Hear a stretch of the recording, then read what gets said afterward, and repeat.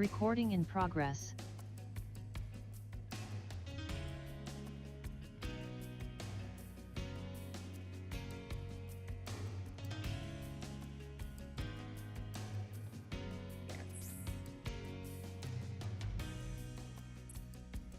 Yes, I am still good.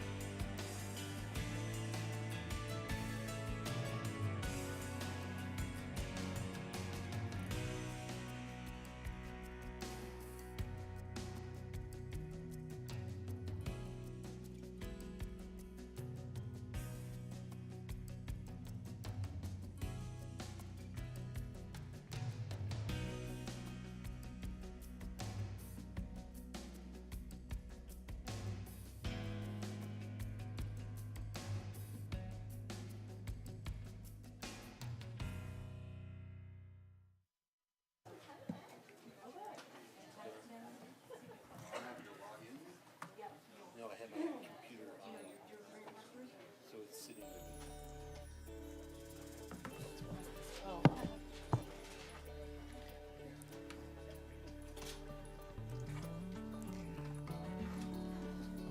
Hello, everyone. We'll get started in just a minute or two. We need to make sure all of us up here are logged in. So, and I apologize, we were a little late in our pre-session, but we got a lot done. So.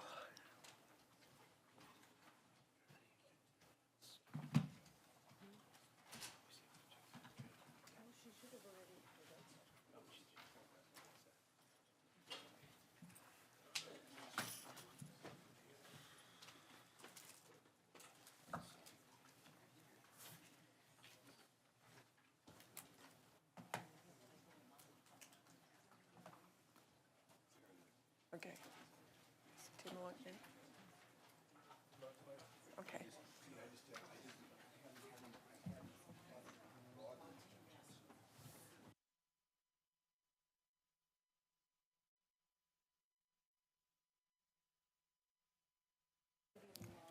Okay, it looks like we're ready to go. I'd like to now call the January 10th, 2023 Longmont City Council regular session to order. As you know, we've turned back into in-person meetings, but if you would like to wear a mask, you please do that if you feel more comfortable. You can watch this live stream on the city's management portal at www.longmontcolorado.gov, agendas and meetings, and agenda management portal. You can also watch it on the city's YouTube channel at Longmont YouTube. And the Longmont Public Media is also live streaming this at longmontpublicmedia.org/watch, and also at Comcast channels 8 and 880. Can we have a roll call, please? Mayor Peck, Present. Councilmember Hidalgo Faring, Here. Councilmember Martin, Here. Councilmember McCoy, Present. Mayor Pro Tem Rodriguez, Here. Councilmember Waters, Here. Councilmember Yarbrough. Here. Mayor, you have a quorum. Thank you. Councilmember Yarbrough is out of the country, so she is logging in via Zoom. So let's stand for the pledge, please.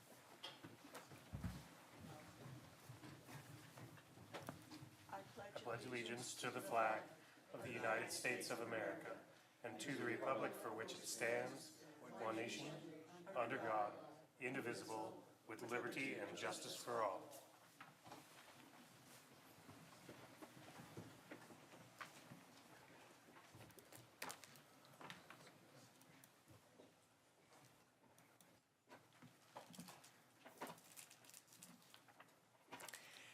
So anyone that is wishing to speak at first call, public invited to be heard, will need to add his or her name to the list outside the council chambers, and only those on the list will be invited to speak at the first public invited to be heard. Speakers who do not place their name on the list will have the opportunity to speak during final call, public invited to be heard. And anyone wishing to speak on second reading or public hearing items are asked to add their name to the speaker list for each particular item. Each speaker will be given 3 minutes, and we would like you to please give us your name and address. May we have the approval of the minutes for, I don't think there's any minutes. I don't think we have any to approve. So we are at the agenda revisions and submissions of documents. Do any counselors have any revisions or submissions of documents that they would like to put on the agenda? Any motions? Seeing none from the other counselors, I do have 3 motions that I am going to bring up.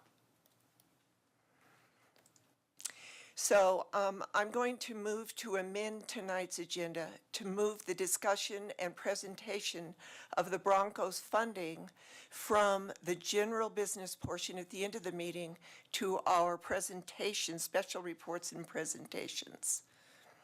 And the reason I want to do this is that when we put things, this is an important item, when we put things on the general discussion at the end of the meeting, very few people are still tuning in or have left the chamber. So that's why I would like to move it up. Second. So I've moved that. Councillor McCoy has seconded it. We're open for discussion. Seeing none, let's vote on that, please. Oh, you just popped up. Councillor Martin? Thank you, Mayor Peck. In terms of the council discussing this, what impact does that have, moving it from general business up higher in the agenda? Will we discuss it the same way we would during general business? Yes, thank you for that question. And the reason I want to do it is that the three I guess applications for these dollars have presentations, and I would like the public to be able to see them. Since That's fine, just so we still have a discussion on it. Of course. All right, let's vote, please.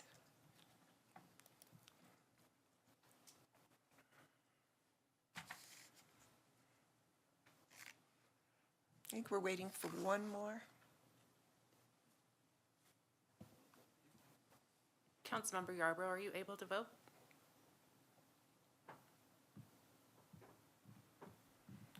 Yes, I'll just say yes. Thank you. So it looks like it passes unanimously. So that'll be in our presentations tonight. I need to close this so I can see my, there we go.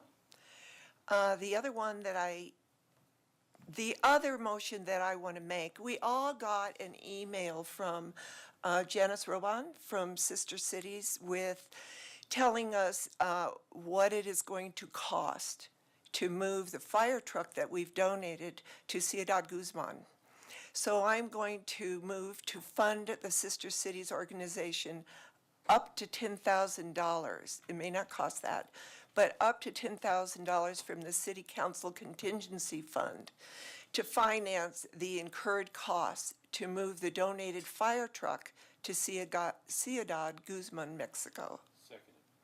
So that's been seconded by Councillor McCoy. Any discussion? For the people in the audience, I will read to you what the Sister Cities director has written to us. She said that they've determined that it'll cost approximately $4,000 US to export the truck to Mexico. And, oh, I'm sorry, can you take that down, right? Because it's blocking my notes that I wrote. The voting.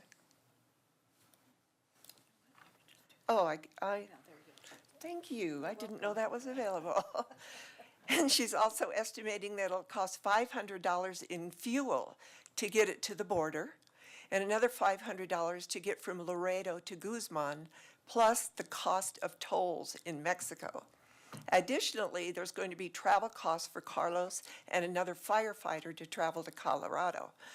Israel has located additional equipment that they're going to need, but it costs $200 for the box. I have no idea what that is. I'm assuming it's mechanical tools that they'll need.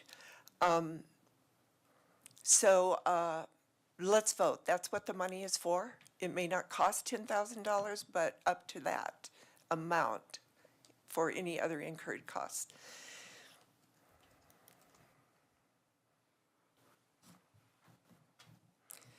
Councilor Yarbrough has thumbs up. Thank you, Shakita. So that passes unanimously. Let's see. All right. The next motion that I have is I move to direct staff to schedule, whoops, let me get rid of that again. To schedule a meeting during the first quarter of 2023 for a discussion of council rules of procedures and establish, I'm sorry, I'm having trouble talking tonight, and establish an ethics committee. Second. So that's, I've moved that, and it's seconded by Councilor McCoy. Let's have a discussion. Seeing no discussion, let's vote.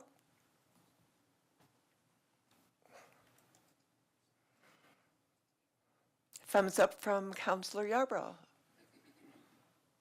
So with that, I'm assuming it passed unanimously? Yes.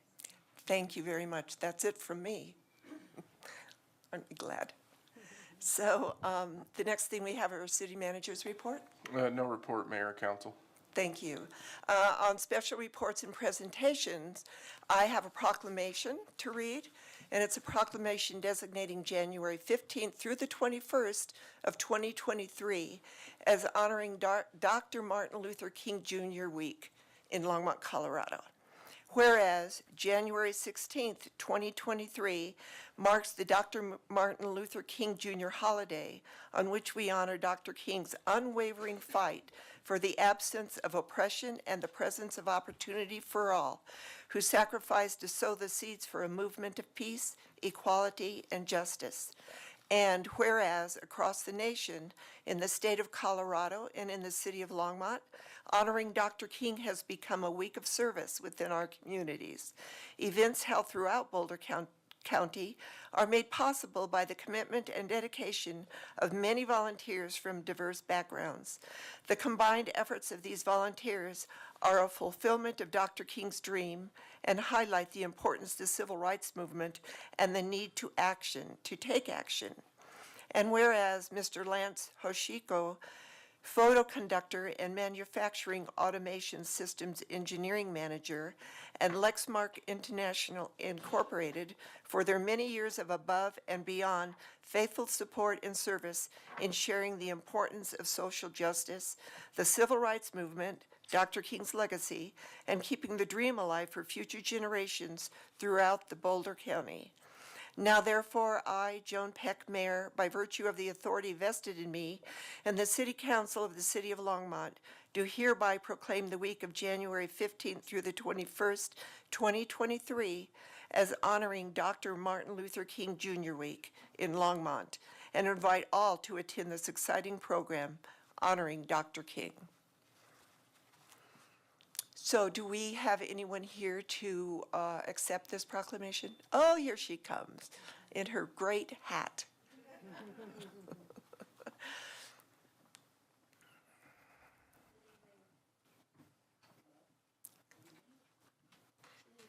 Can you turn on the mic for her? Okay, Thank you, Joni. thank you. Good evening, everyone. Good evening, Mayor and council members, and my dear friend, Councilwoman Shakita, overseas. Good to see you all. I am honored to be here to receive this and to receive it, and I'm going to introduce you to this phenomenal man. We've asked his crew to come stand with us, as well as the city people that have supported us for years. Let me tell you about Lance Hoshiko. This man, for years, has given in-kind contributions, donations, services in the form of printing materials. And everybody knows how expensive that can be, particularly when you're doing them in color.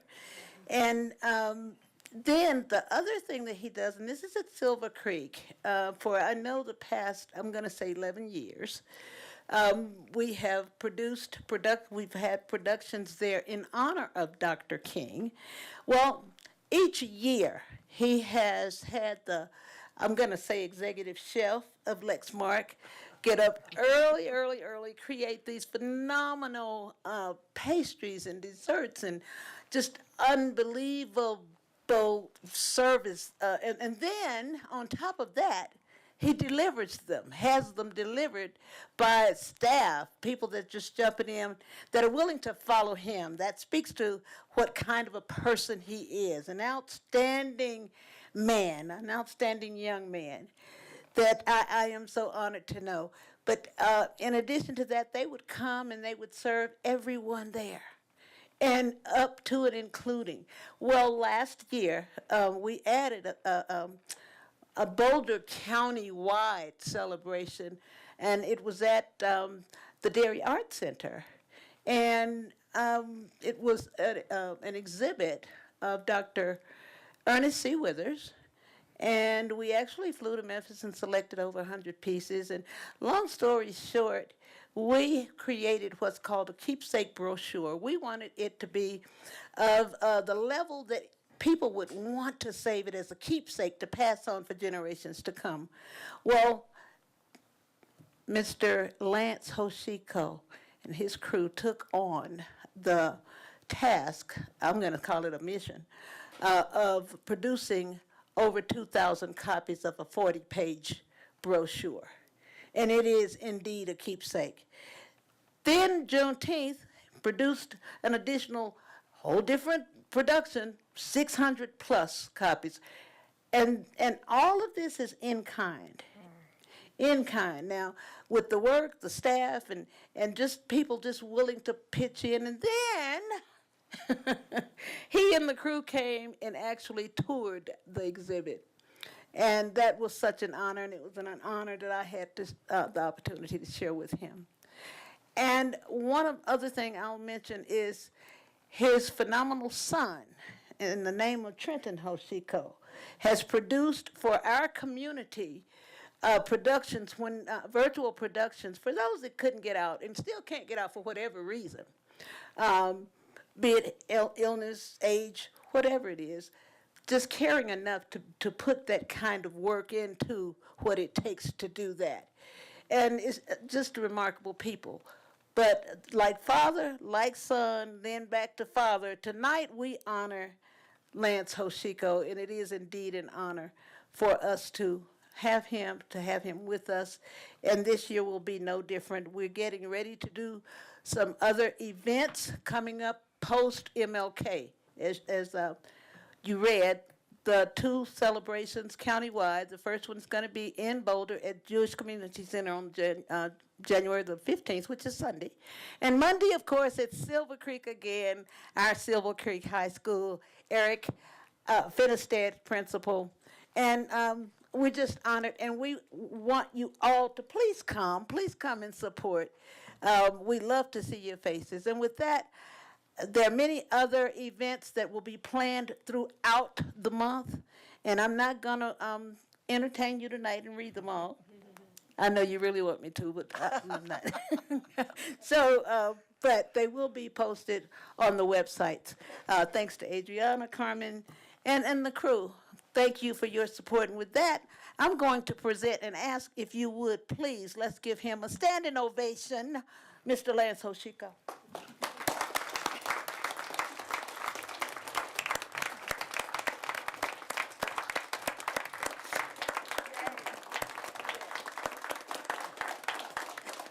Sir, before you speak, even though I know who you are, I'm not sure everybody in this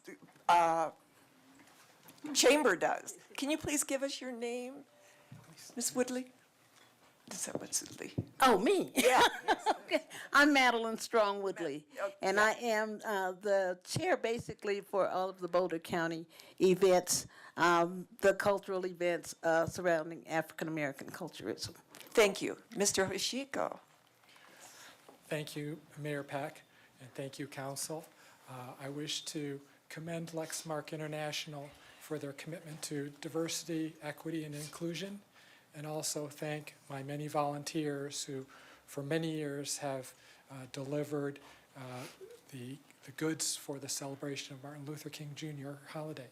So thank you very much. Thank you. Would you care to have a picture with us? Yes. Okay.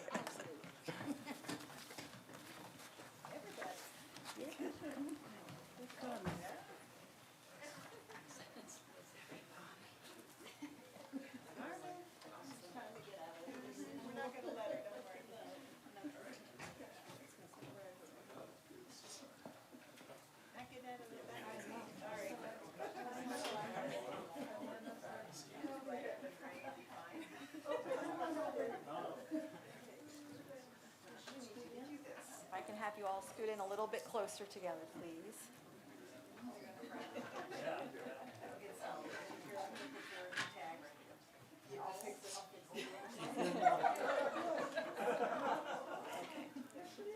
All right, everybody. 1, 2, 3. Thank you.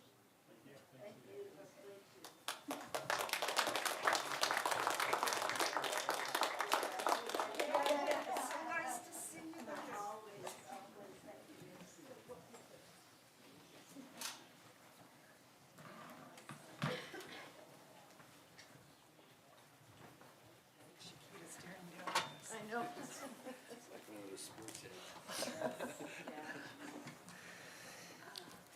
Now, per our motion that was just made, we are going to have the presentations for the Bronco funding. The way this was presented, it was presented to council to make recommendations as to what we wanted to see. So we have four actually, council people up here who have made recommendations for the funding. The first one is something that I have been working on closely with Vic Valla and Anthony, and it is a recommendation requesting from the Longmont Latinx Voices mission. So I would like to invite Anthony and or Vic up to make that presentation.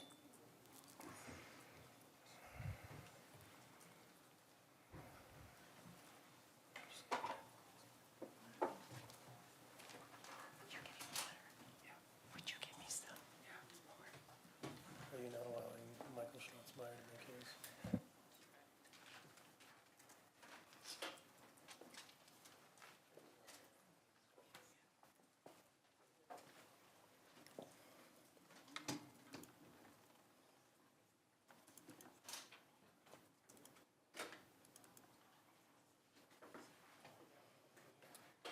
Mind if I share that with Shakita real quick? Sure. Thank you. Sorry about that. No, you're okay. Shoot, give me just a second. Yep.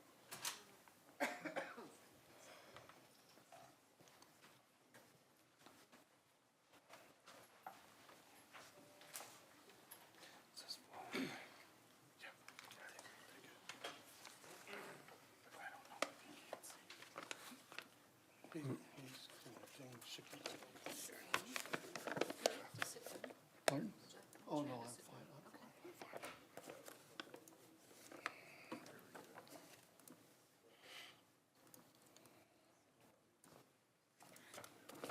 All right, all yours. Mayor, city council members, city manager, Mr. Dominguez, thank you for allowing us to follow up with our previous proposal concerning the Bronco tax money. My name is Vic Vella. I reside at 1114 Sherman Street, Longmont. I was born in Boulder and raised in Longmont. I am the founder and president of Longmont Latinx Voices. We are a nonprofit organization certified to the state of Colorado.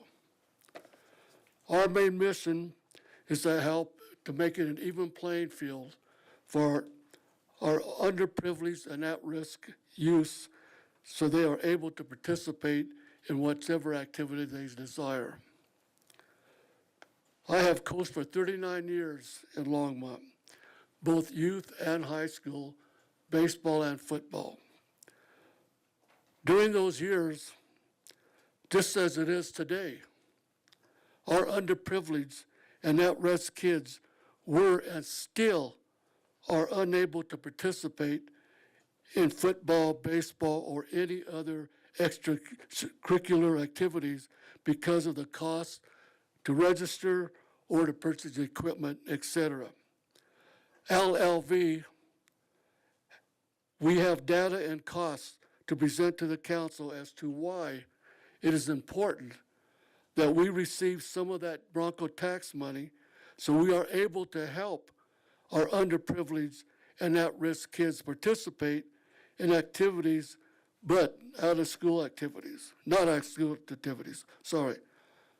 Now I would like to have 3 of our members present data, costs, and success stories. They are Kerry Kateras, Andrew Thomas, and Jonathan Singer. And I thank you for this opportunity to let us speak again. Thank you.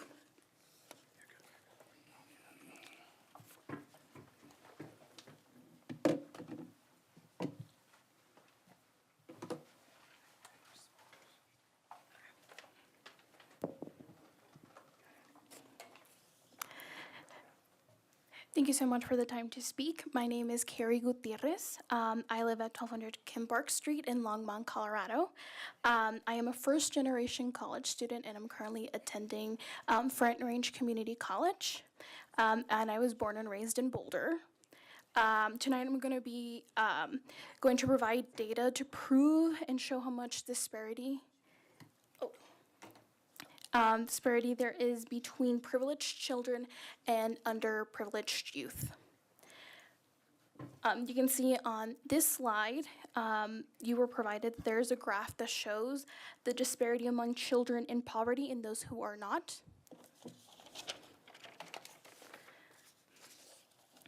The data is grouped into an age group of 6 to 11 and another group 12 to 17-year-olds. The group is broken into elementary and middle school and high school. In both age groups, 6 to 11 and 12 to 17, children in poverty only some months were more likely to be in gifted programs than children in poverty all months in the previous year. Among children 6 to 11, 14.3% of those living in poverty only some months were in a gifted program compared to 8.8% of children living in poverty all months. For children ages 12 to 7, 23.8% of children in poverty some months were in a gifted program compared to 15.6% children in poverty all months. The rest of the data we're providing is from sports. However, there isn't much different in other activities as we just mentioned. The following data is from researchers at the U.S. National Center of Health Statistics, also known as the NCHS. Across the United States, 54% of 6 to 17-year-olds took part in sports in 2020. That includes 42% of Black children, 47% of Hispanic children, 51% of Asian children, and 60% of white children. 37% of kids whose parents had a high school education took part in organized sports. 68% of those born to college graduates took part in organized sports. As family income increased, so did sports participation. And as Dr. David Katz, who is president of the True Health Initiative in Tulsa, Oklahoma, summarizes these stats easily while pointing out the consequences. Children with less educated parents are far less likely to engage. These same populations are disproportionately subject to obesity, diabetes, and other ills, and unabated by inactivity. Again, data from the NCHS from 2017 to 2018 identified more disparity. During this time, 36,779 youths participated in sports between age 6 and 17 years old, breaking down to males being 19,130, females 17,649, and then breaking down even more to the ethnicity / race, whites being 25,522, black being 2,415, Asian 1,804, and Hispanics being 4,277, and then multiracial being 2,761, which then breaks down to household education, with parents having a high school diploma or less, having kids of 5,958, and then with some parents having some college, being able to have 8,870, and then it increases more with parents having a higher education college degree to 21,911. Thank you. Council members, city manager, wherever you went. My name is Andrew Thomas. I live at 2145 Squire Street. Sorry, I didn't mention that last time. My first residence was at Thistle Place. I lived there for the first 5 years before taking a 6-month voyage to North Dakota in the winter of 1982 when I was 5. My second residence was on Judson Street, south of Longs Peak Middle School from age 5 to 15, and I came back to Longmont in 2010. Every Kid Sports in Bend, Oregon offers sports scholarships for underprivileged kids, something LOV wishes to do. Its executive director, Natalie Hummel, states it quite clearly. It's not surprising the discrepancy between kids of color and white kids, because there are so many places where there just are not any sports programming. Or what has taken over sports programming are really expensive club elite travel programs. She goes on to point out that club sports cost families $5,000 to $10,000 a year for families letting their kids participate. In the local high school where I am an assistant baseball coach, one of the players in the program is an exact example of what Ms. Hummel points out. His parents pay approximately $6,000 a year for him to play and train in club baseball outside of our high school program. Conversely, the head coach of our high school and the rest of the coaches have created a club team that only requires players to pay a few $100s. We will continue to do this next year and beyond. We're also trying to create a pipeline team for middle schoolers. We do this because we think it is ridiculous for parents to pay so much money when it is not necessary. Aside from that, equipment is expensive. Bats can cost $400. Gloves can cost $600. Batting helmets, $80.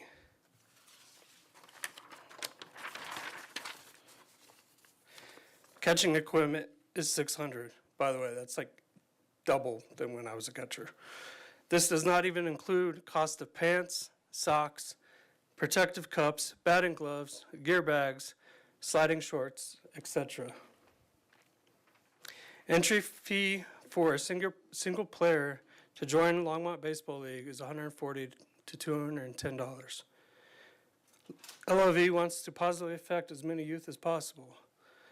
If we were able to field one team in just one age group, the cost would be over $12,000. Like baseball, to fully equip a kid for football, we're looking at $650 to $900 a person. Club volleyball is $2,000 to $4,000 for ages 12 to 8. Karate is $300 a month. A golf pass is $350. Half the money we are requesting is to cover the cost of fees and equipment for as many kids as possible to participate not just in sports, but also other activities. 1/4 of the requested money is to cover the cost for many fundraisers to create additional dollars in the future. These fundraising events include dances, baseball tournaments, golf tournaments, and whatever other fundraising opportunities that we see fit. The remaining $25,000 we are requesting is to establish seed money so that we can grow income through investment to make our efforts perpetual and in perpetuity. We are in conversation with the bank to establish an endowment or some other low-risk but savvy investment. We're also seeking legal advice to set rules or guidelines of how we use the seed and investment money. These rules and guidelines will include a subboard with NLLV to accept applications and review nominations for scholarships. Thank you for giving me the time to give reasons why we are worthy of this request.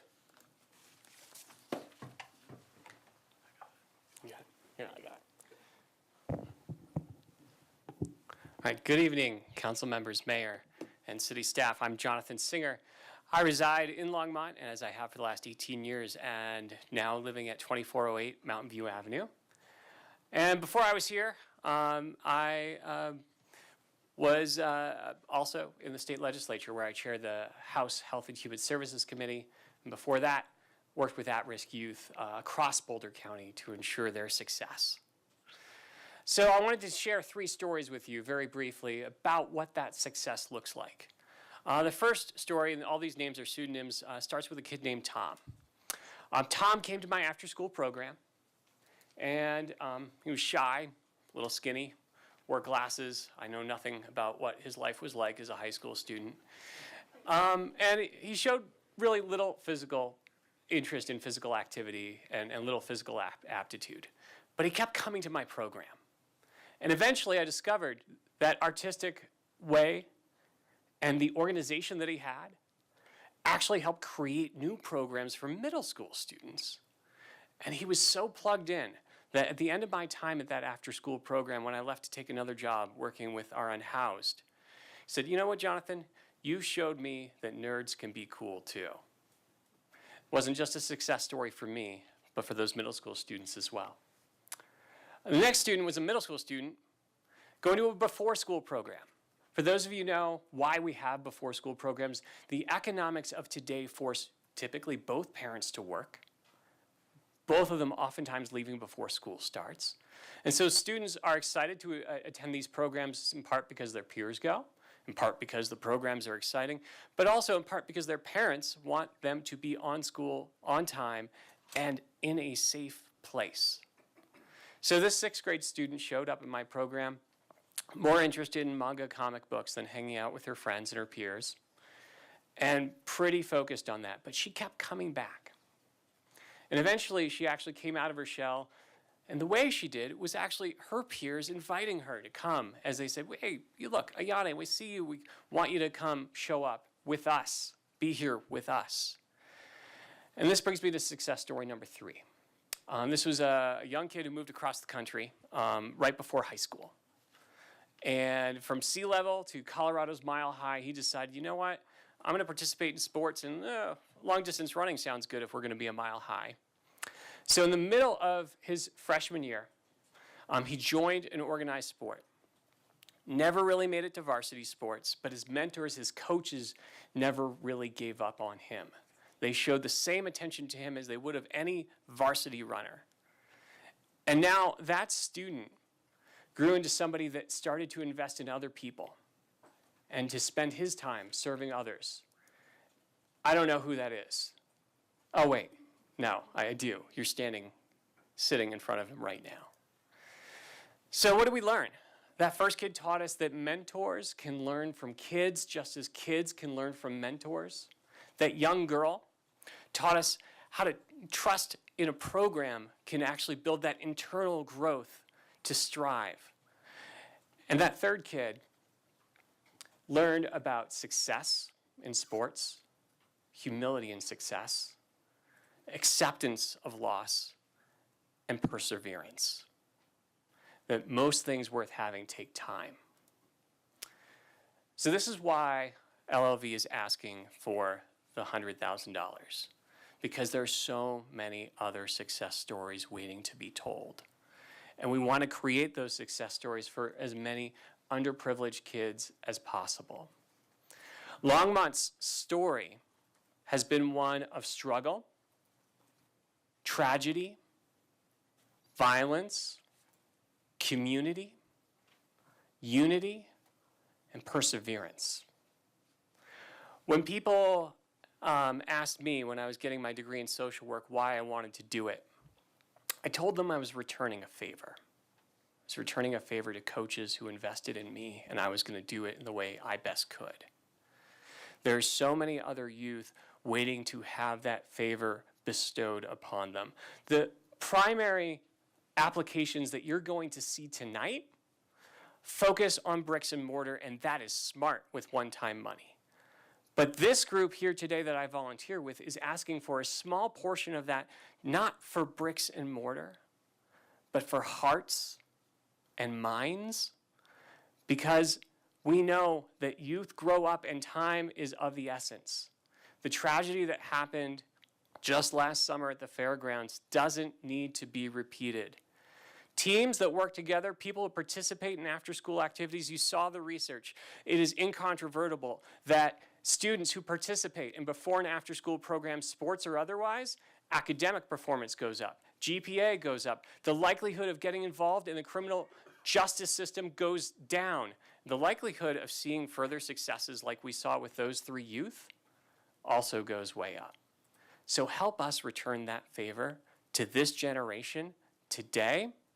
As you consider these other applications, consider this one, less than 1/10 of the dollars. And we look forward to seeing the conversation tonight. Thank you for your attention. Thank you, Vic, Harry, Anthony, and Jonathan. So stick around in the front because we're going to go through these three presentations and then for you. So the next one up is going to be our own counselors. It's Counselor Yarbrough and Counselor Hidalgo-Faring have come up with their presentation. Counselor Hidalgo-Faring will be the one presenting. Well, actually, we both will. Oh, great. So Counselor Yarbrough is on screen.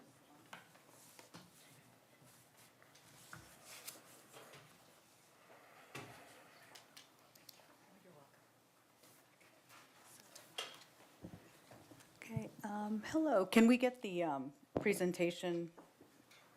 Sure thing. I'll let you do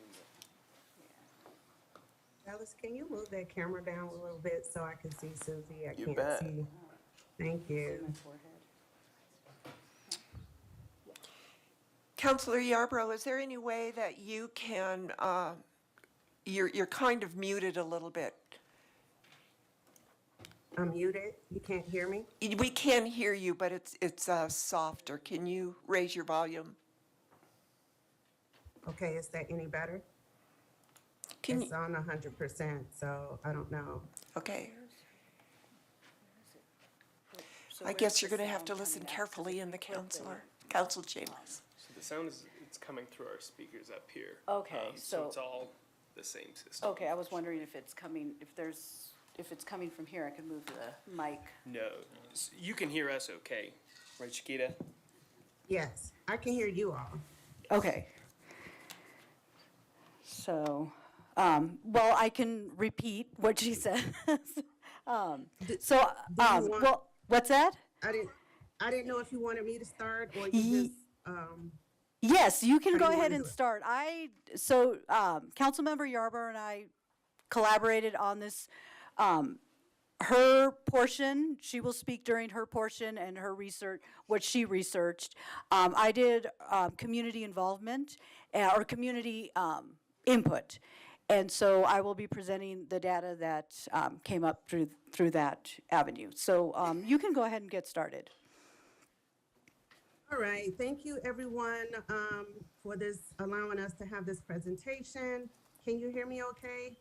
No? Yeah, okay, awesome. So Counselor Hidalgo Farron and myself we had a conversation about after the incident at the fairgrounds, the Kensington Park, and we just sat down and had a conversation about our youth and the future of our youth in the city of Longmont. And so we talked about what could we do to assist our youth in our community, and not just the youth, but the families of the youth.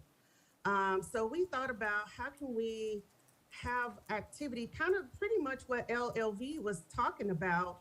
I know they talked about not, the brick and mortar, but the brick and mortar is important. We can store that equipment that they're talking about for those kids. So we came up with the idea of providing a multi-purpose dome or facility in the city, in the area where the city owns this property. And we kind of we'll get into more about that. But so, a dome is an architecture element. It's not really a brick and mortar, but it is a structure that is in a curved shape and forms, and we can pretty much do whatever we want to do with it. And so in this dome, we were just looking at what we can provide a supportive environment. I think safe is, we can say safe, but nowadays it's kind of hard to say safe, right? But we can say we can provide an environment that is very supportive, and that will help and improve social skills for our youth, and maybe even supporting working families. We know that's a great opportunity for our families, providing inclusivity, build interest and skills where we can improve self-esteem, community involvement within our youth. And we know that since the pandemic, the youth have lost some of those skills, like our social skills and that social interaction with their peers. So with this, our hopes is that this project or this facility will lessen exclusivity and marginalization, which often magnify the inequities and hinders positive and hopefully create positive developmental outcomes for our youth. So because of that, why should we have this dome? Well, according to our Vision Longmont Comprehensive Plan, we want to ensure that all Longmont residents have access to arts, culture, and learning opportunities that need to thrive and prosper, and have youth initiatives to promote local initiatives, activities, and opportunities to retain and attract our youth. Pretty much like what LLV is doing and what they want to do. So we're all aligned with that. Protect civil liberties and ensure that all residents have equitable access to resources and opportunities to participate in the community and enjoy life, as we all would love to do. Access to facilities. This will be a great facility, like I said, to support cultural opportunities, where hopefully we can have meeting rooms if that is what the community wants. It could be a performance location for kids. Collection resources, educational programs, and activities of all city facilities. Now, this is in our Envision Longmont Comprehensive Plan. Next slide, please. And also, support healthy and active lifestyles among residents of all ages. Programs and activities develop, encourage, and support activities that enhance the physical, not only the physical, but emotional well-being and quality of life of our Longmont residents. And promote healthy youth development by offering a wide variety of appealing and purposeful and fun activities for all ages, backgrounds, and interests. Now that is in our Envision Longmont plan. So with that, we decided, well, I think that this is pretty good, what we're talking about here. And so we decided to go ahead and do this survey to see just a sample survey to see what our community is actually thinking and what they will want and what they think of the idea. Okay, so I will take over from this section. So for those of you who do not know in the public, I am Councilmember Susie Hidalgo Faring. Outside of council, I am a full-time elementary school teacher, and I've taught third grade the elementary age for approximately 20 years, 30 years entirely in the profession. I have always taught in Title I bilingual school settings. I've come from family, my mom was an immigrant, and my dad, we spoke predominantly Spanish in my home. Growing up, and I think this is kind of leading into why I decided to collaborate with Councilmember Yarborough on this project. There wasn't a lot of opportunities. We did not have money, we did not have means. I'd go to school, come home, that was it. In the community that I teach in, I see a lot of the same. I see a lot of parents who really want what's best for their kids. They want their kids to be engaged, but it's not knowing how and not knowing where those safe spaces are. So, you know, in looking at this opportunity with this money coming up, to have essentially a hub that is geared towards our youth. So, you know, if we plan this adequately, if we're really looking at what our families and community, our youth desire, this could be something that's very beneficial for a lot of our kids who fall between the cracks, who just kind of become disengaged. So it's really kind of bringing them back in. So what I did, and I sent this out predominantly to educators, parents, students, former families. I sent it out to our Teachers Association, and they forwarded it out to their networks as well as it was in the Times Call. And so we did get some feedback from people outside, so in the other category. But really, I wanted it to be student and parent driven. So we really targeted those areas. So if you could see on the community input portion of the 133 response that we got back, it is predominantly student and parent participants. So next slide, let's see, I got it. So one of the questions that was asked was would they support or utilize a multi-purpose athletic dome?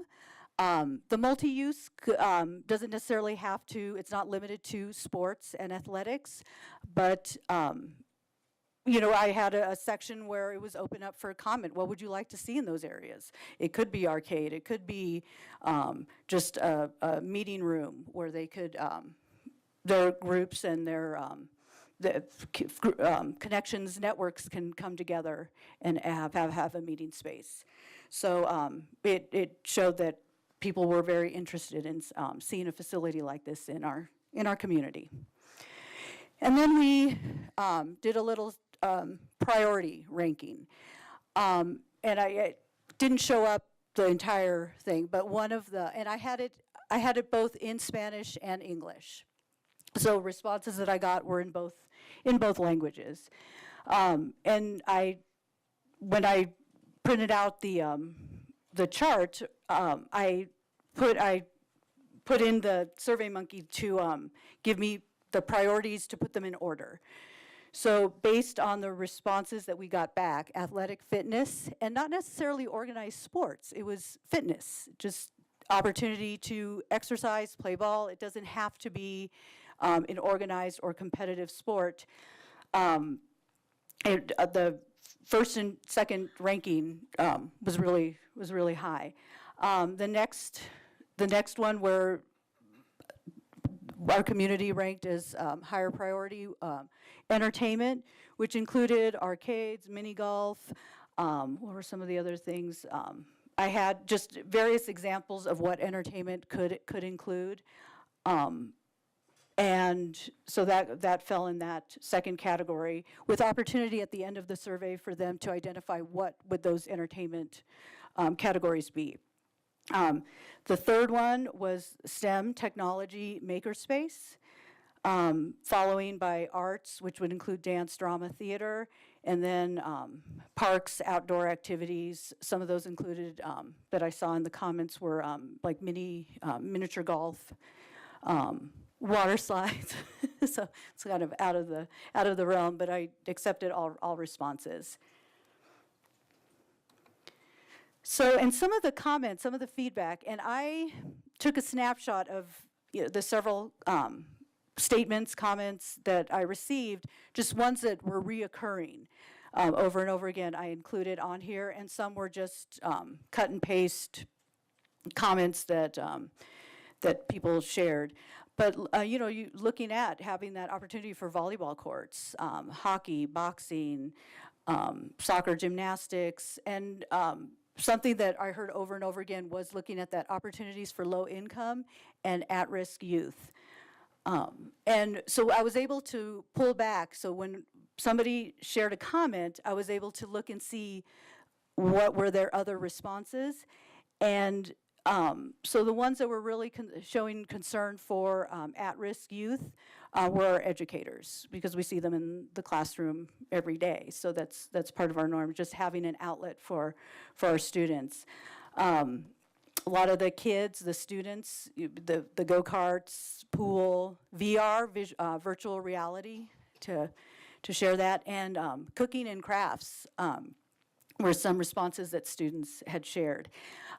Community gathering areas, and that comment I heard when I looked at individual responses, that came from all areas: student, parents, educators, as well as the general community as a whole. And some of us asked to get more creative, include those showers, lockers, restrooms. There's a lot of opportunity, I think, with utilizing a dome of this magnitude to perhaps even having it service as a shelter during a tornado. Perhaps, it's talking with our city manager, perhaps there's FEMA money that we can tap in to kind of help expand. So that will be something that we can direct staff to look at if approved. And then I'm going to go ahead and pass it back to Councilmember Yarborough. Right. Thanks, Susie. So I know many of you thinking, okay, well, how much would this cost? That's a really good question. I just want you to see the value of having a facility like this for our youth, of the value of having possibly anything in this facility for our youth that would be free for Longmont residential youth up until the age of 18. And so we can have STEM programs. We would love to have a kitchen and have summer camps in this. When we have our Arapaho kids that come from Wyoming, they have a place to come and have programming in there. So it's endless. We can have, and you'll see more when I show you more, but I just want you all to think outside the box of all the things that we can do. We love our parks, and the wonderful thing about this dome is in the park. The kids can can be interactive, interchangeable. They can go out in the park and have these programs and go back in the facility. And so it's just a great idea and a great opportunity, and so multiple ways for kids to participate and also our families. And so we are asking for $700,000 in order to have at least the minimum of the first year of operational costs. And it will also depend on how large the dome will be. And that means, what all are we gonna have in that dome?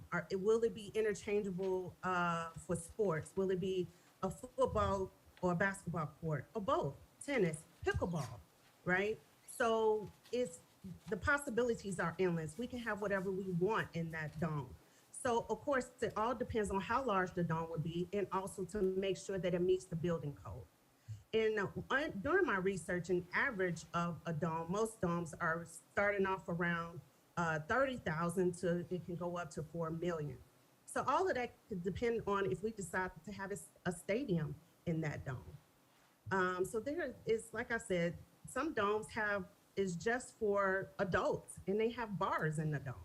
So, but we want this to be family oriented and targeted towards our youth. Next slide, please. So what would these operating expenses, what would that be? So the estimated annual operation cost is between around $500,000 to $750,000.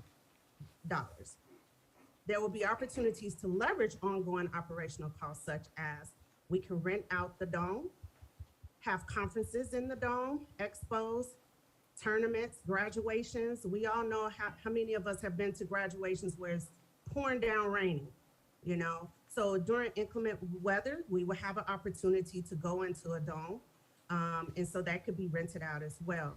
As Counselor Hidalgo Ferring had mentioned, you know, a shelter in case of a disaster. We can, there are FEMA dollars that are out there. I looked it up and they provide a public assistance program that provides supplemental grants to not only the state, but also local governments so that communities can quickly respond to and recover from major disasters or emergency.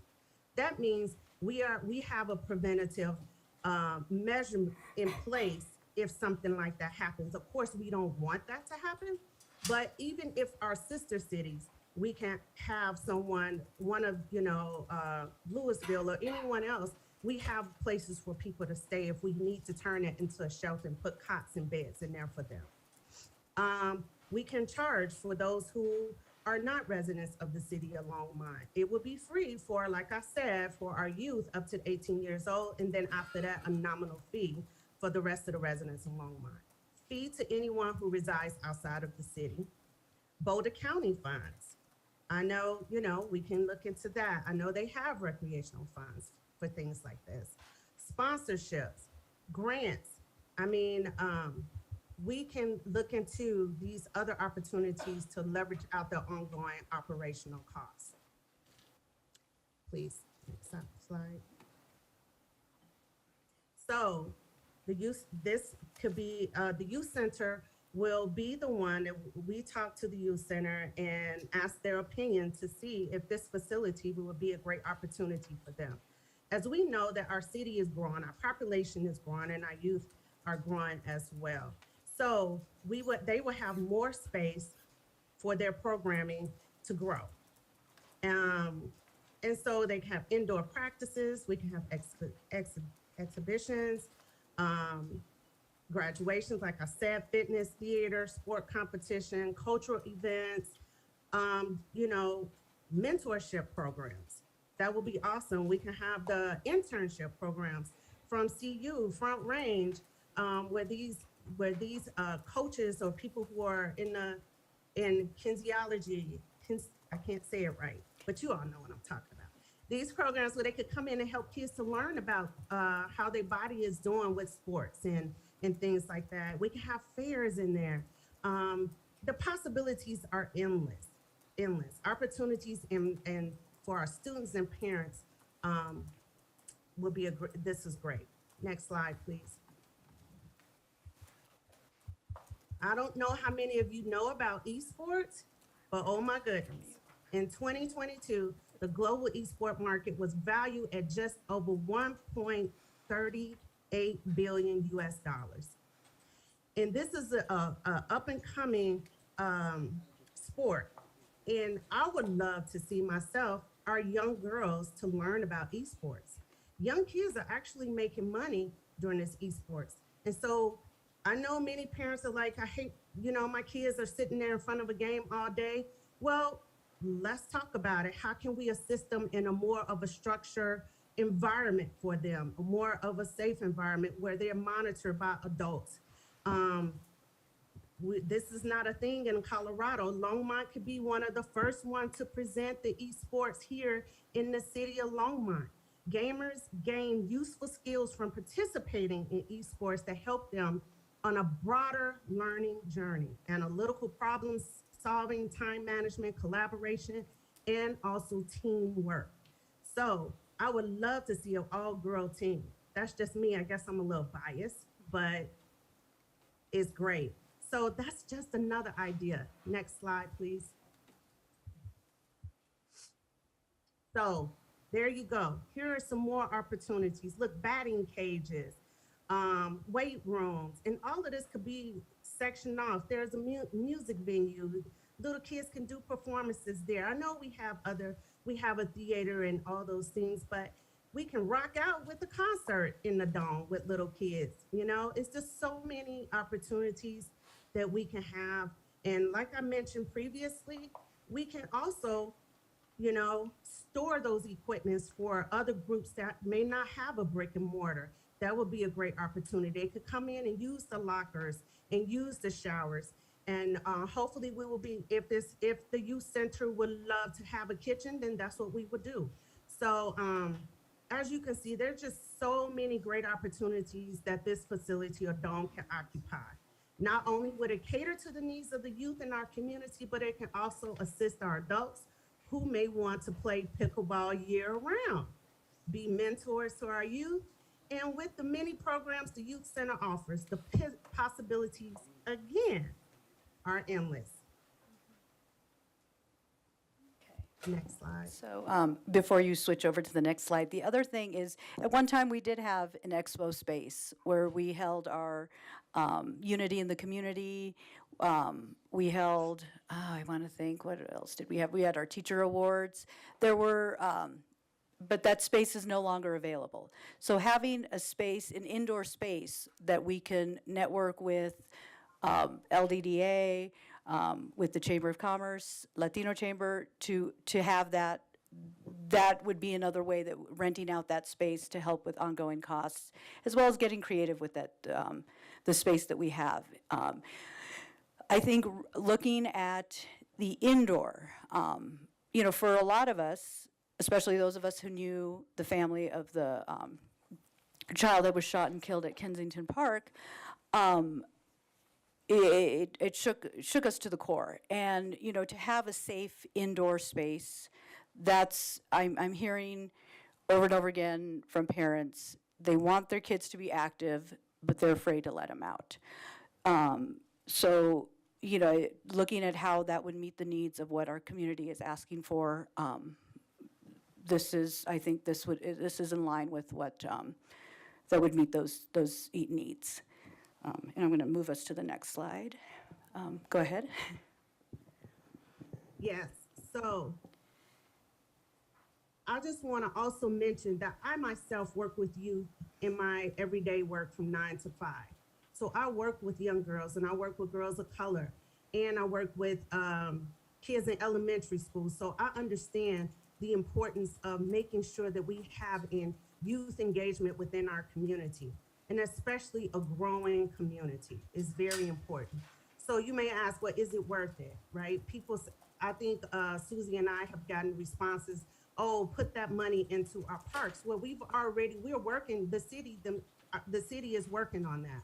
We are working on making sure our parks are where they need to be. So this is something will be additional. So that is, you know, that is wonderful. So we have, the reason why we feel that it's worth it is year-round use. You can have extended playing season, you know, family programs. It's a revenue generator. We can control the weather conditions within the facility. Like I said, that it's a revenue generator, 50 to 75% cheaper to build a brick and mortar, and provide safe shelter for natural disaster, durability, and creative protective factors for our youth. So I just want to end on this quote that Sergeant Garcia from the Longmont Police Department has said to me. He emailed me and said that we need to have more protective factors put in place so that the youth will have a better chance of success. And we believe that this dome will accomplish this. So thank you for your attention and thank you for your time and consideration. Okay, thank you. Thank you, counselors. So our next applicant is Counselor Waters, and he is going to speak about our museum.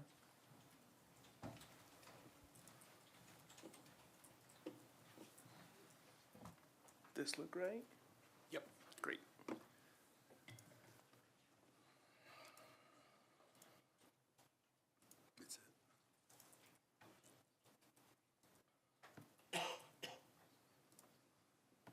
What am I clicking on? Oh, right here.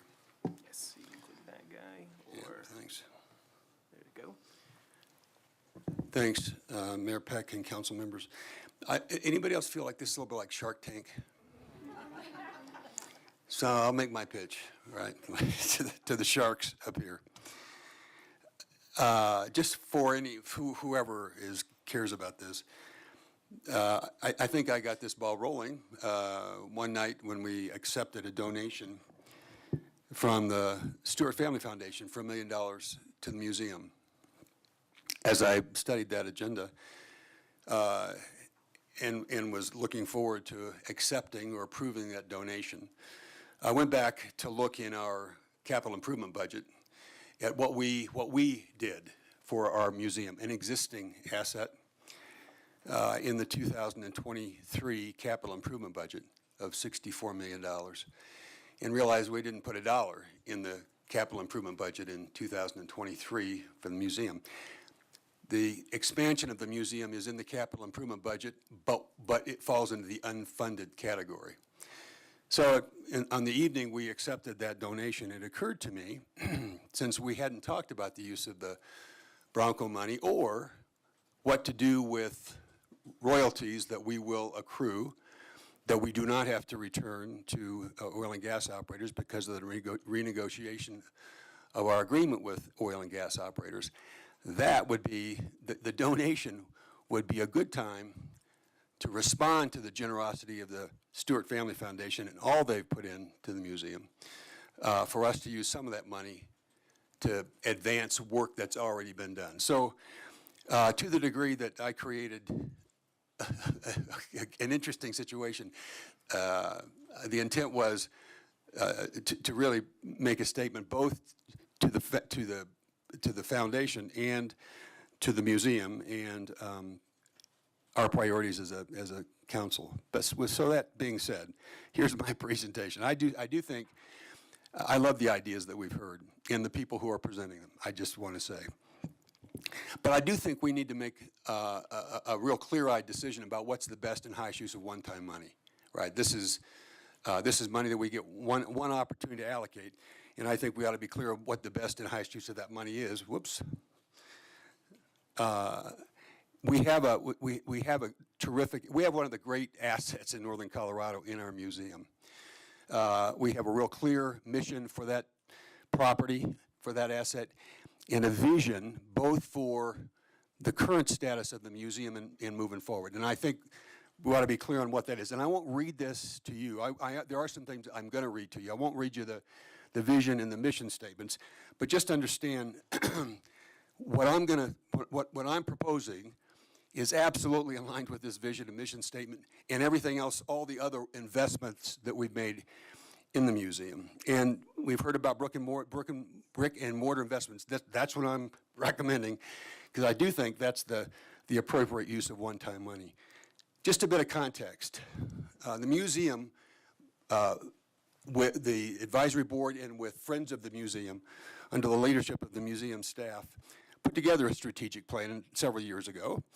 And in the strategic plan, there are these goal areas, right? So I'm not going to go through all of them, but 3 of these goal areas that we ought to just focus on. One is leveraging and growing infrastructure in order to bolster a strong base for the foundation. Part of that infrastructure is master planning, and you'll see how that plays out in just a minute. Second is understanding the demographics of our community so we can best serve current and potential visitors.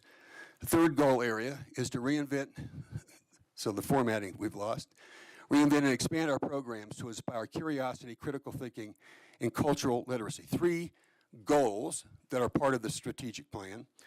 strategies in that strategic plan to advance those goals. So I'll just feature or pull out a couple of the strategies. One is contract for a master development plan. Indeed, with the through the generosity of the Stewart Family Foundation, the foundation was able to engage with an architect and a planner, and the museum master plan was updated consistent with this goal and this strategy. Number two, create a museum cultural council, expand equitable access to programs, and under the Wonder goal, expand bilingual strategies. All strategies that go along with the goals of Wonder, a strong infrastructure, and discovery. So what you're going to see here is part of the master development plan. This is what came out of the planning process. This is not even architectural rendering, but the overview of what the museum would look like when it's fully developed. And if you just look at that, you see where the entrance is, you can see what's in yellow is that extended classroom area and children's gallery. But listed on the left side of that screen are all the things that were embedded as possibilities in the master plan. And I just want to just stay there just for a minute. I did ask, what would anybody expect to see in an expanded children's gallery?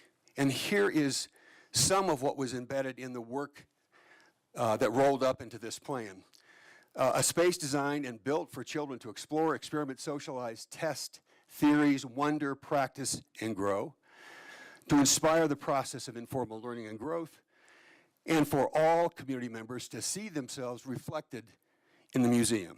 So the expansion of the children's gallery, all that, the intent is, would be reflected in this kind of an investment.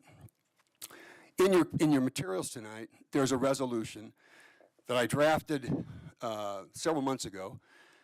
When we talked about this in November, as I recall, I brought back a resolution thinking I would make it easy for us to make a decision, and for, in that case, maybe the city attorney's office who prepares these resolutions. And I'm going to read to you some of those elements in the resolution, because you're the only ones that have seen the whereases and the now therefore. And I think it's worth other people seeing it as well. So this is a bit of an edited version of the resolution that's in your materials tonight, but I'm going to read it to you. Whereas the Stewart Family Foundation has generously supported Longmont's museum for many years, and the Stewart Family Foundation paid for costs required to update the museum's comprehensive plan to be fully aligned with Envision Longmont. So what's in the master plan for the museum is fully aligned with Envision Longmont. And by the way, the Stewart Family Foundation paid for that master planning.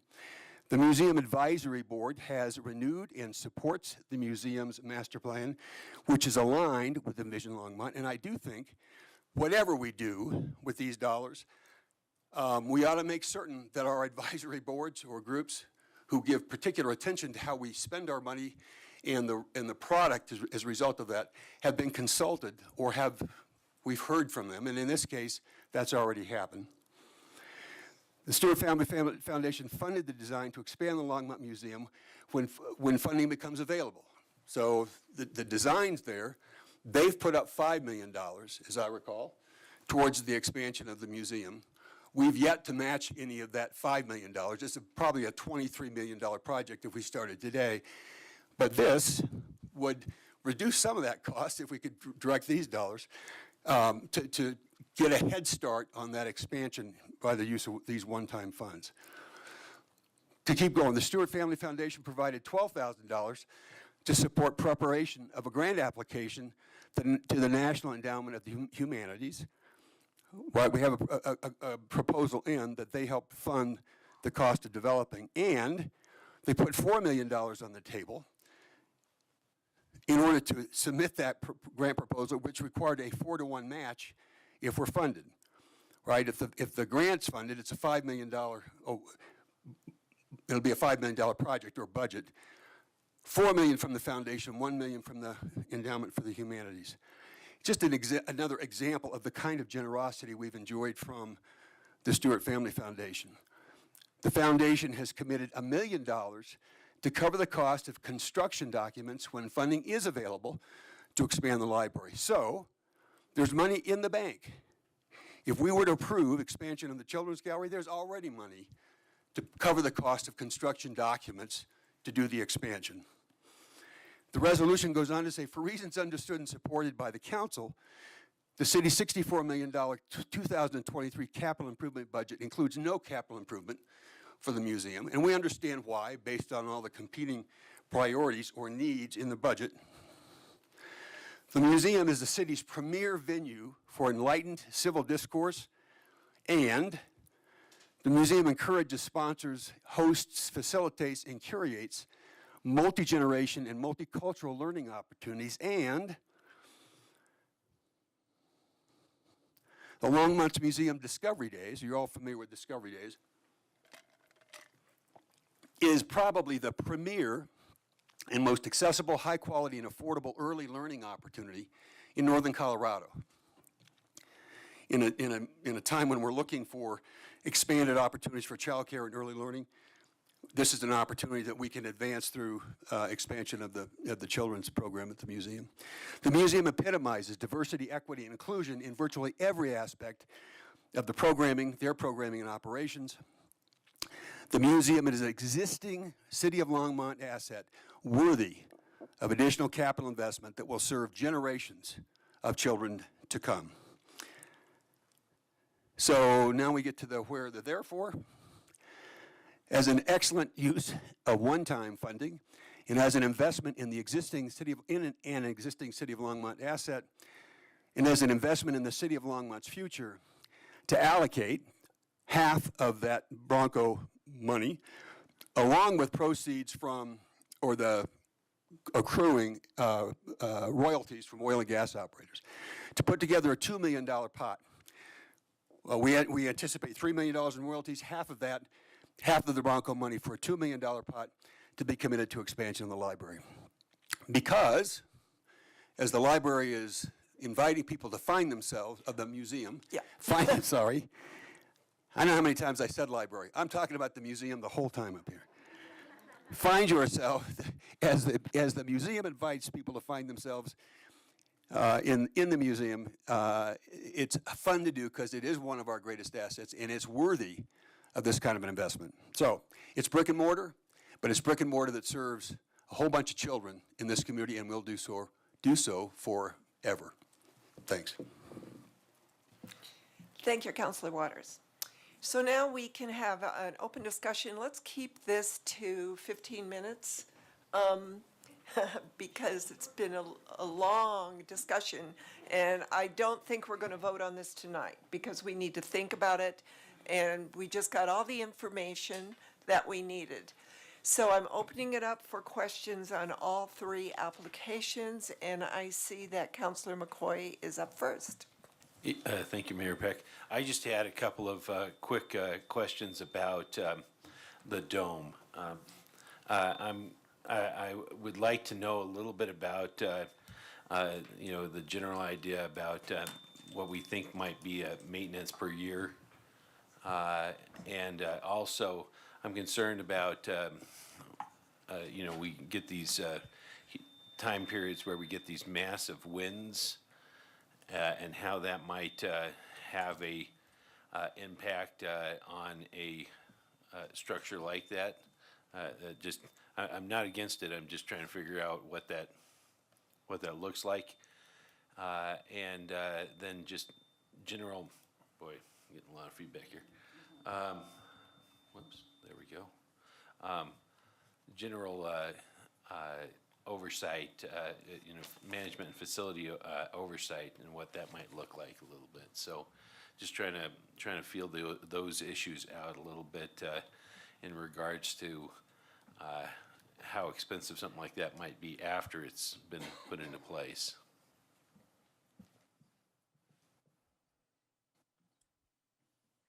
Susie, did you want to take that? Shakita, Councilor Yarbrough, are you want to answer that?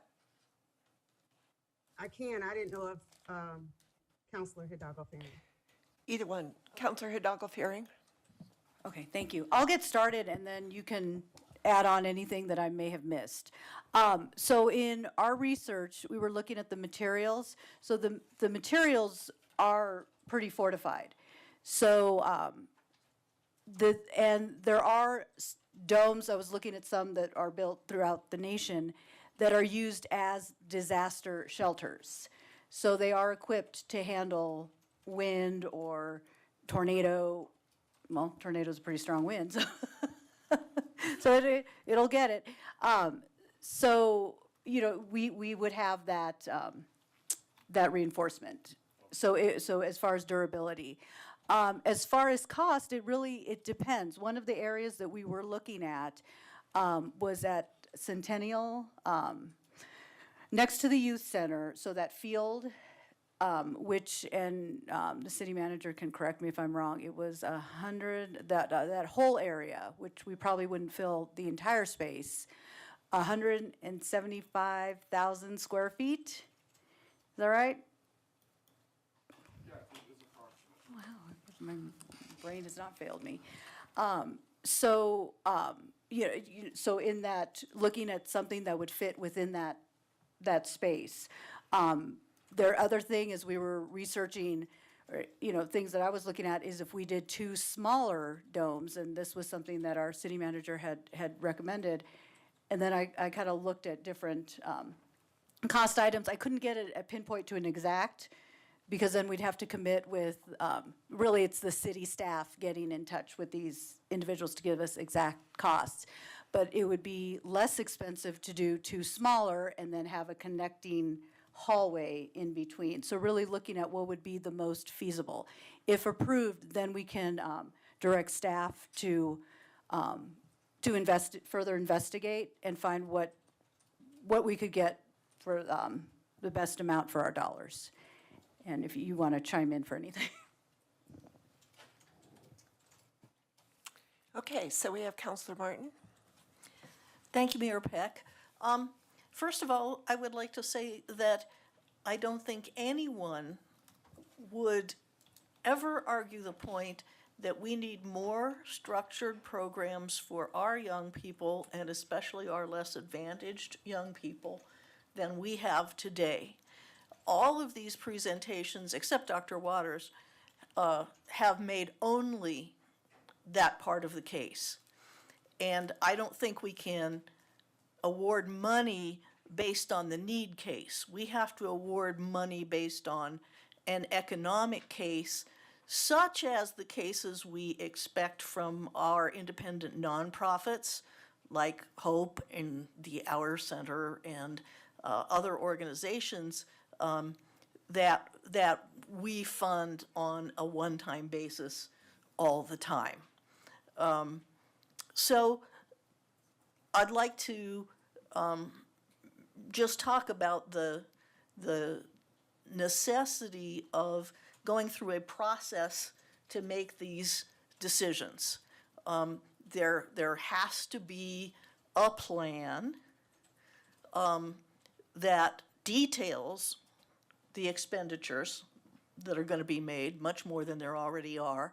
In the case of the museum, there is already a plan, there's already a going concern, there's already operational payments, and the money that Dr. Waters proposes to allocate from these windfalls will in fact be on, with any luck at all, a ballot question this coming fall, if it's not here. So a benefit that nobody mentioned of using windfall money in that is that it draws down the amount of money we have to ask the voters for, and allows the existing plan that's all fleshed out to proceed.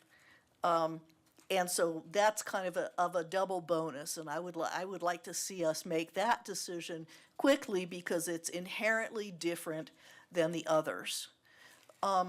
Councilor Martin, can I just interject something, if you don't mind? We are only discussing the Bronco dollars tonight. We're not discussing any oil and gas dollars We're just the Bronco dollars. Who decided that? That is what this presentation is all about, and that's what is on the agenda. Well, it doesn't make any difference as to my reasoning whatsoever, but there were a lot of things that were not made clear about this presentation, including who got to present, because but anyway, let's leave that aside. My point is, none of these proposals are fundable. We should have the staff put together the process, and what I suggest that it should be is a simplified version of the application that our nonprofits use, and that the proposers should need to get the buy-in of one or more city advisory boards, such as PRAB or Human Services, or both, to bring a finished proposal forward for the council, and then we should approve funding that. But I can't vote for $100,000 for something that just says, well, we're going to buy sports equipment, or we're going to build a dome. The dome, there's not really much about ongoing costs, and it seems to presume the use of city resources for which there is absolutely no funding.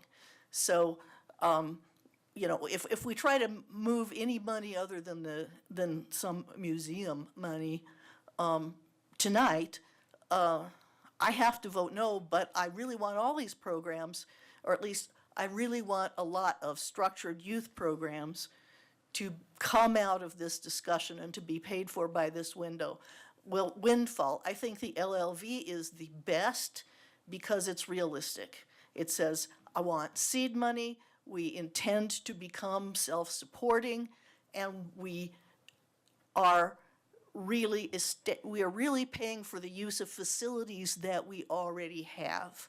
So it's perfect. I love that one. I think that all of the activities in the dome are great ideas, but until we assess our need and the utilization for our existing spaces, I don't know where the dome comes from.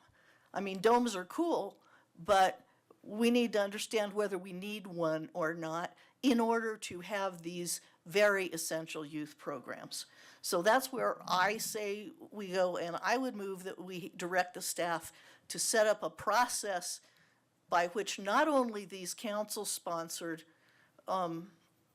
undefined programs be evaluated, but also the original idea, I believed, was that we would have resident-sponsored programs, which is, that's how I think the LLV program got started.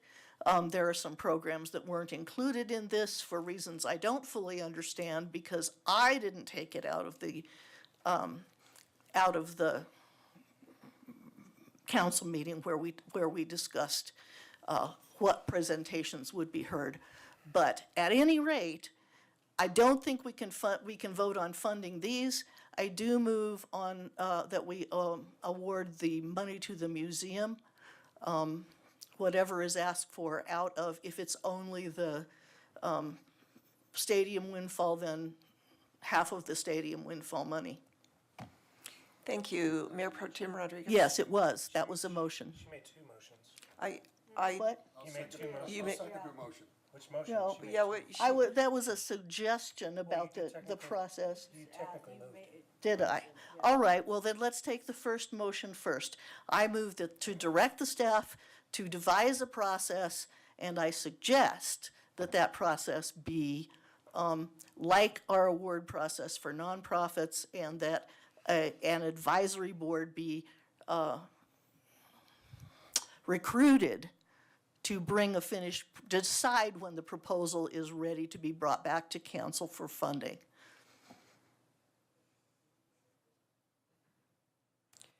do we have a second for that? So that fails for lack of a second. All right, then I still move to award half of the stadium money to the museum. I would second that, except if it fails, we're done talking about the museum, and if there's a process that's put Well, I don't think that the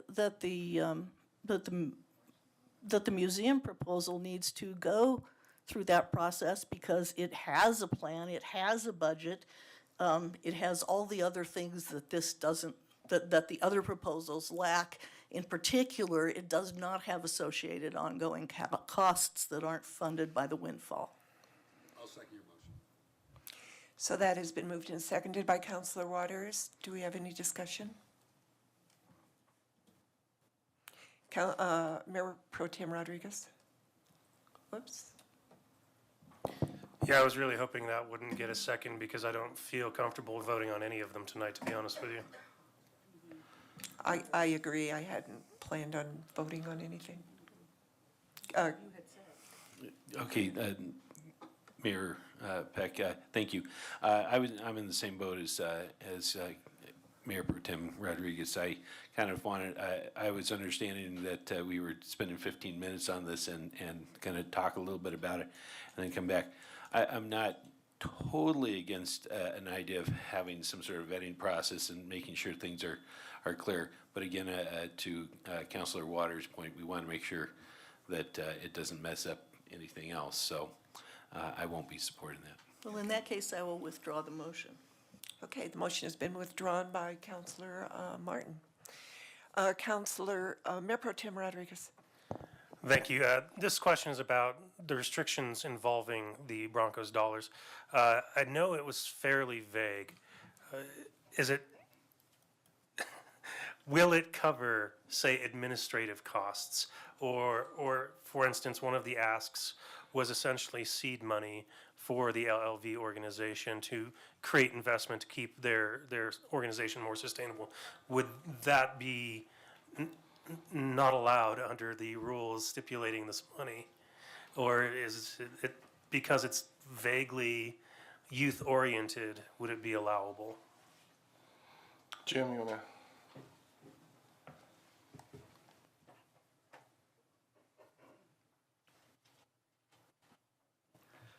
Mayor Peck, members of council, Jim Golden, Chief Financial Officer. I think you have all of the information that we received within the packet, but essentially it was asking that it be directed towards youth activity programs. So I'm thinking in general, if you're putting seed money towards something that's going to result in youth activity programs, you're probably good. Okay. All right, thank you.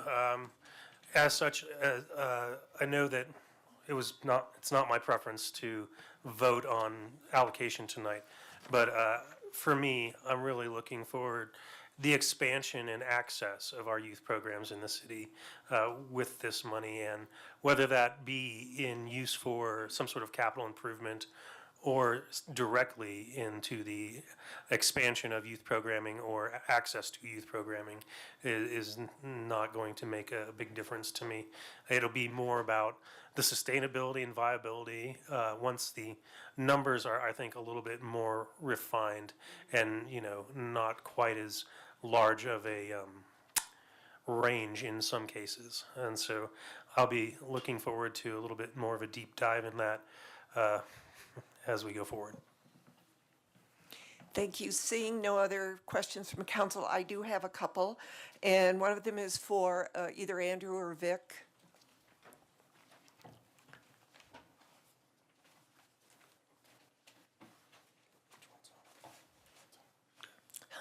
So, Anthony, I called you Andrew.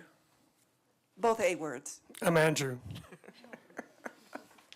So, my question is, when you're purchasing the sports equipment, is this equipment for checking out to residents, or is it for purchase of residents? It would make more sense to do a check-in, check-out process, but there'd be checks and balances within that because we'd need tiered age groups. Mm-hmm. A 14-year-old can't keep his 9-year-old bat. Exactly. Okay, and for storage of this equipment, I heard a little bit about if the dome was allocated, you would store that equipment in the dome? You would work out of the dome? We've had that conversation with Chiquita. we would work more with her to finalize that process. However, we feel like that'd be a viable option. So because we are just asking these questions so that we can finalize this, when you come back to us, we would like to have that finalized. Absolutely. As well as, so that's all I had for you. Oh, okay.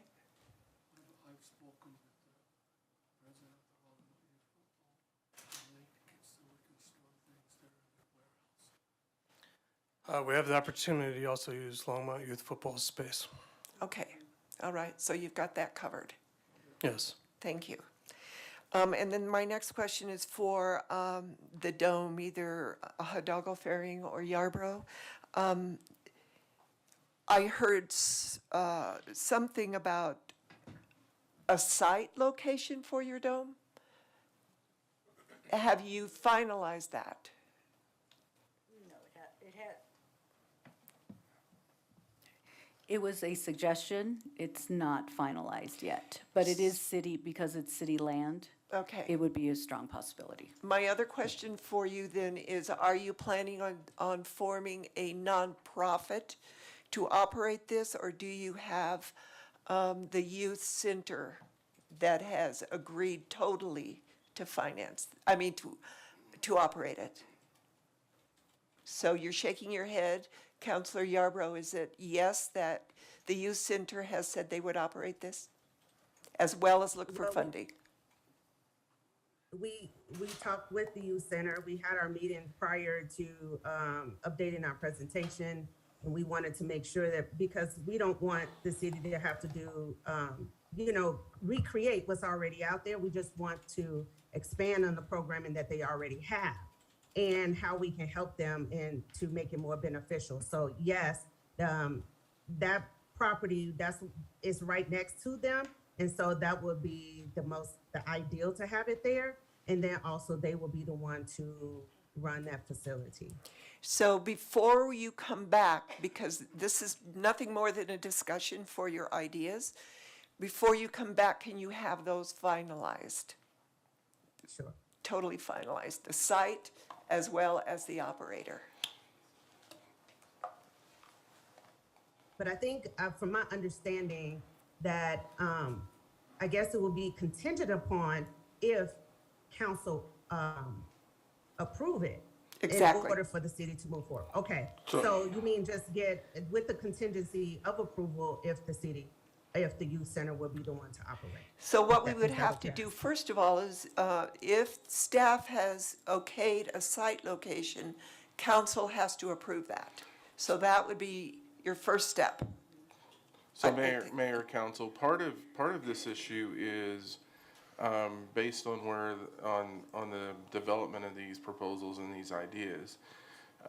We have answered questions that have been brought to us, but we have not spent staff time on these items because we don't have council direction to spend staff time on these items. So if council wanted us to, we would need council direction to spend time and dig deep on this. For example, Councilmember Hidalgo Ferrin and Councilmember Yarborough requested a meeting, and they said, what do you think the operating cost is going to be? And we said, well, based on what we have, here is what we think, but we don't know because we haven't dug into these items in detail. If council wants us to, councils can direct us as staff to work with the parties involved to dig into them, but at this point, they're just proposals in front of you. Okay, so then my question, Councilor Waters. Thanks, Mayor Peck. I just want to make certain I was clear on what I just heard. I thought I heard that the division of Youth and Family Division had agreed to staff and operate. Then I thought maybe I heard something else. I just wanted to be clear on what the assumption is. Or the presumption. Councilor Yarborough has spoken to, I'm assuming it would be Christina. No. The question was, if this were a city facility, how would it be operated? And our answer was, without digging into it, we would assume that it would be some combination of youth and family services and recreation. Okay. But again, we haven't dug into it, and we don't know that, and we would need direction to do that. Okay, thank you. So my question to. Do I still have the floor? Oh, you do? Thank you. Sorry. Yeah, I just, it got my attention, given what I know about staffing in the Recreation Department and Youth and Family Services. I just want to make certain. I have one other question. Sure. And it's just strictly, Eugene, as a legal question. Should we or should the LVV group have any concerns about any liabilities associated with buying and checking out equipment if somebody's injured?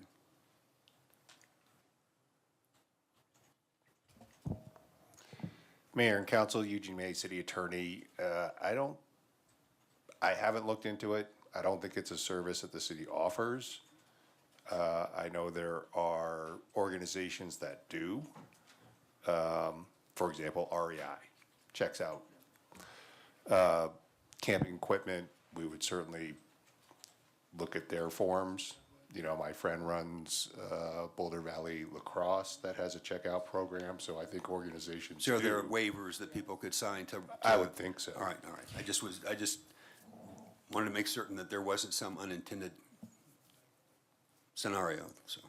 So it is my understanding that LVV is a nonprofit and it wouldn't be a city-run operation, but I think Andrew has an answer for that risk. We are taking insurance quotes right now for liability, not just on what we're asking for tonight, but for also our tournaments that we're hosting. Thank you for that. Councilor Martin? Thank you, Mayor Peck. I was asking for some clarification on what the city manager said about the youth center staffing the dome. That obviously could not be part of the windfall coverage, so that would mean that at some future point, we would have to budget additional staff to staff the dome, correct? That it would be an operating cost along with, any maintenance of the facility itself. Yeah, so again, without digging into either one of them, both the museum and this would carry an ongoing operating cost that exists. And so we haven't dug into those, but that's something that we would have to evaluate. Now, I'm surprised to hear you say that about the museum, because there's an operating cost associated with the museum expansion in terms of the definition of the ballot measures. Correct, and so that's looked on the full cost of that. But if you built a portion out of it ahead of it, then you would have to figure out what that ongoing cost is in it ahead of it. So again, haven't dug into these and really dealt with it, but anytime you have that capital investment, you're gonna have additional cost in utilities and O&M and things like that have to be incorporated in it. Again, because we haven't dug into this, I don't know if there will be additional staffing that will be needed in that piece. And when you're budgeting these, we can't assume if something is coming for a vote that it will pass, because if a vote doesn't pass, then we still have to absorb the ongoing operational cost. Yes, although it seems like that analysis could go either way, because you don't necessarily assume. I actually, when I read the museum plan, I said, oh, well, so even for it to be meet the bar for children, it'd have to fund phase 3. And I assumed that there were dependencies. And so actually that money would be in a fund waiting for it to be time to do that piece of the museum plan. So that means that it would reduce the operating costs that had to be funded by the ballot measure. And again, we haven't dug in. I don't think it would reduce, the operating cost is what it is. And so if you built the museum out fully, I believe you have I pulled it up while I go to look at, I believe you have a 4.9 in aggregate on that. Kim, help me out. Is it 4.9 million operating cost?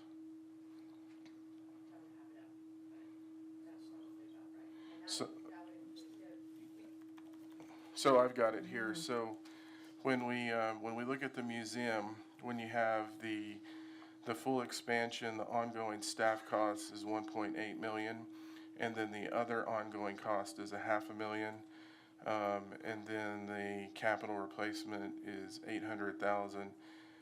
And we only have this because we worked on it for the Ballot question.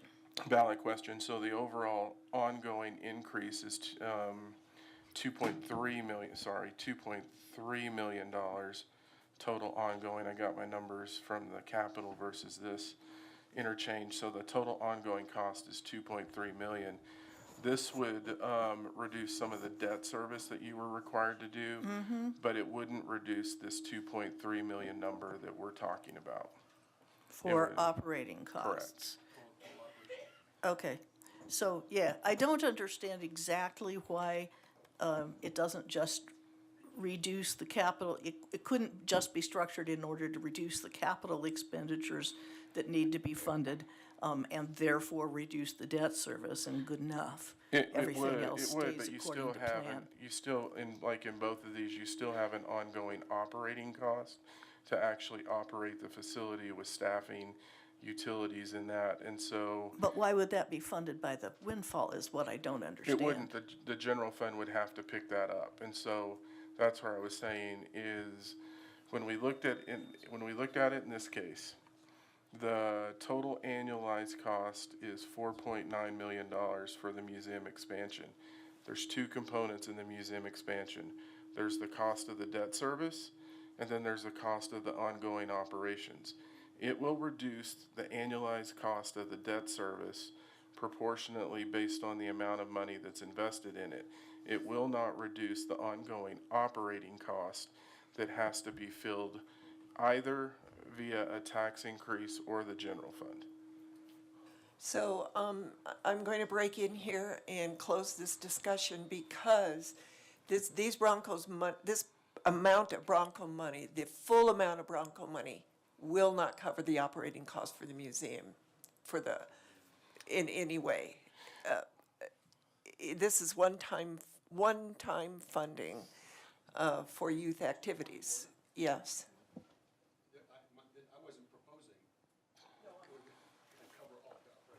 No, this is to Councilor Martin's question about ongoing operating costs.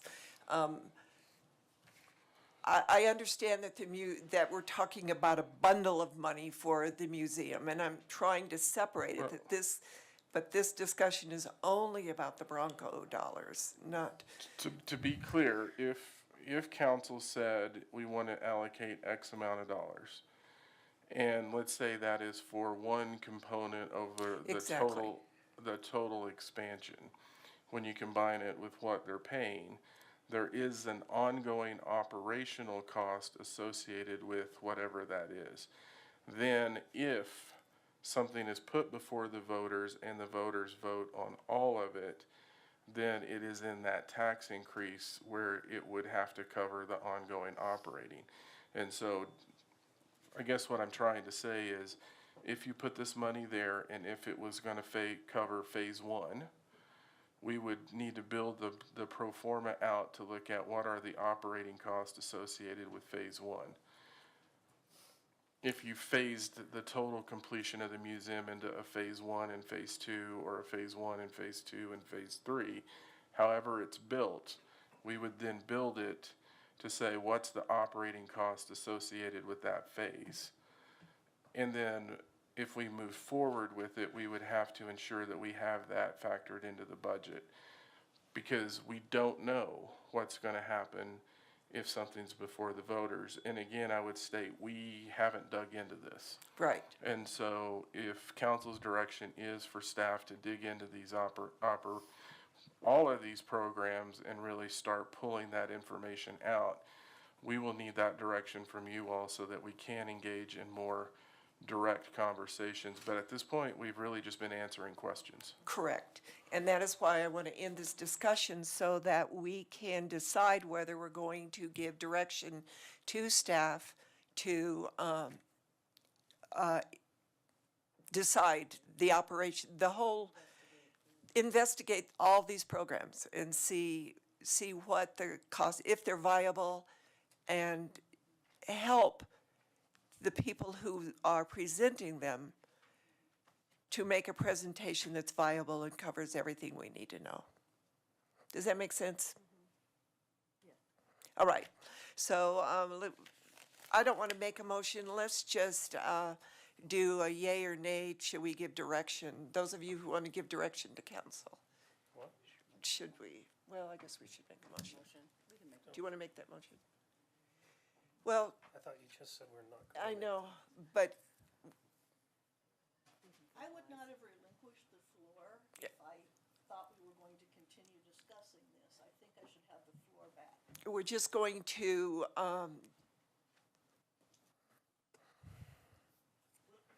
what I want to know is staff needs direction on these proposals to either work with the applicants, or we need to end the discussion tonight and bring it back after council has looked at all these proposals, these three, and come to some conclusion as to whether we want to direct staff, which we could do on a motion at the next council meeting. So Councilor Martin, you can continue. But can you just wrap it up because we are way over our time? Thank you, Mayor Peck. I don't know whether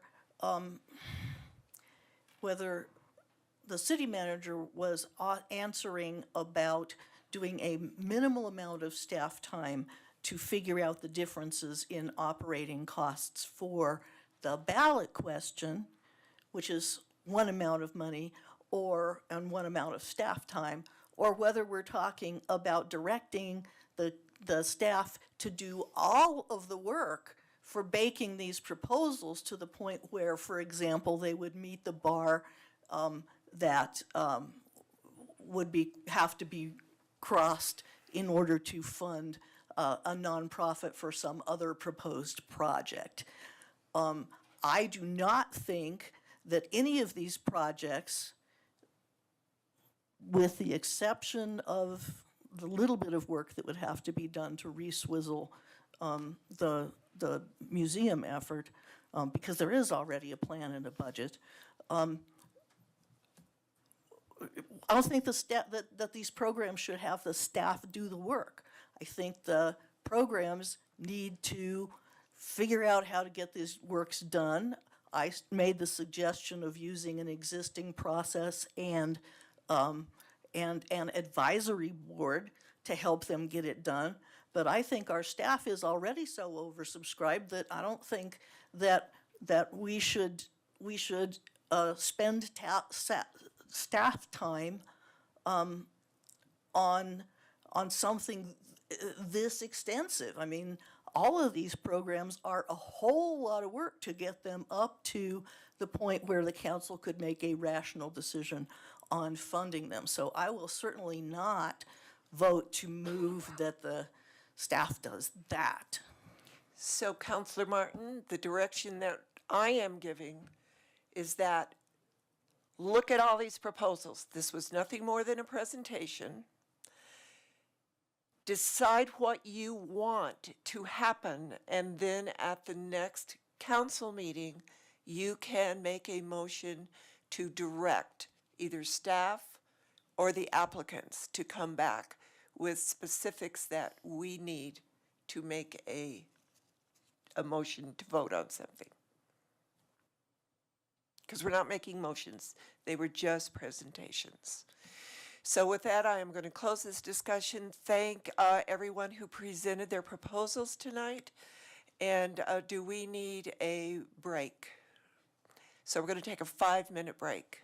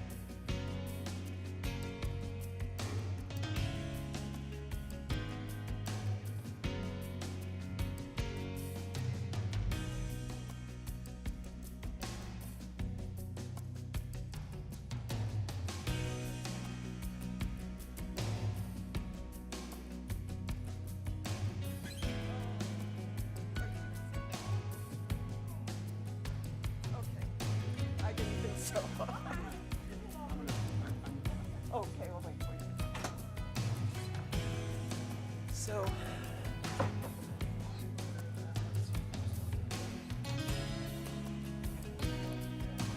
Now.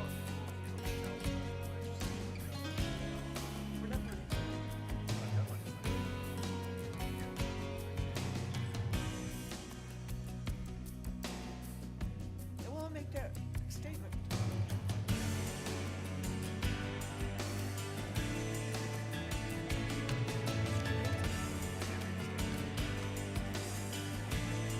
Where does it say we're voting?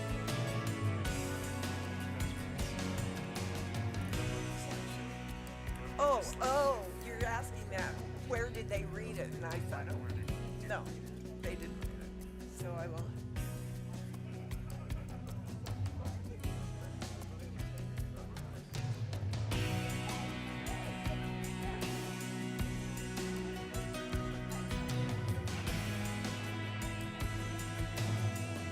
So I'll make that statement before public environment.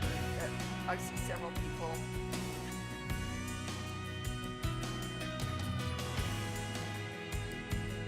No.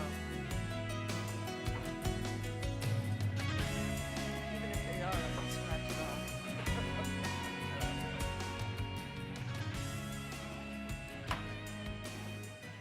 So we're coming back, and it's good, public invited to be heard, but before I call on anyone, I see that on the sign-up sheet, several people put that they want to talk on gun legislation. I just want to make it clear that we are not voting on gun legislation. We are voting on a resolution.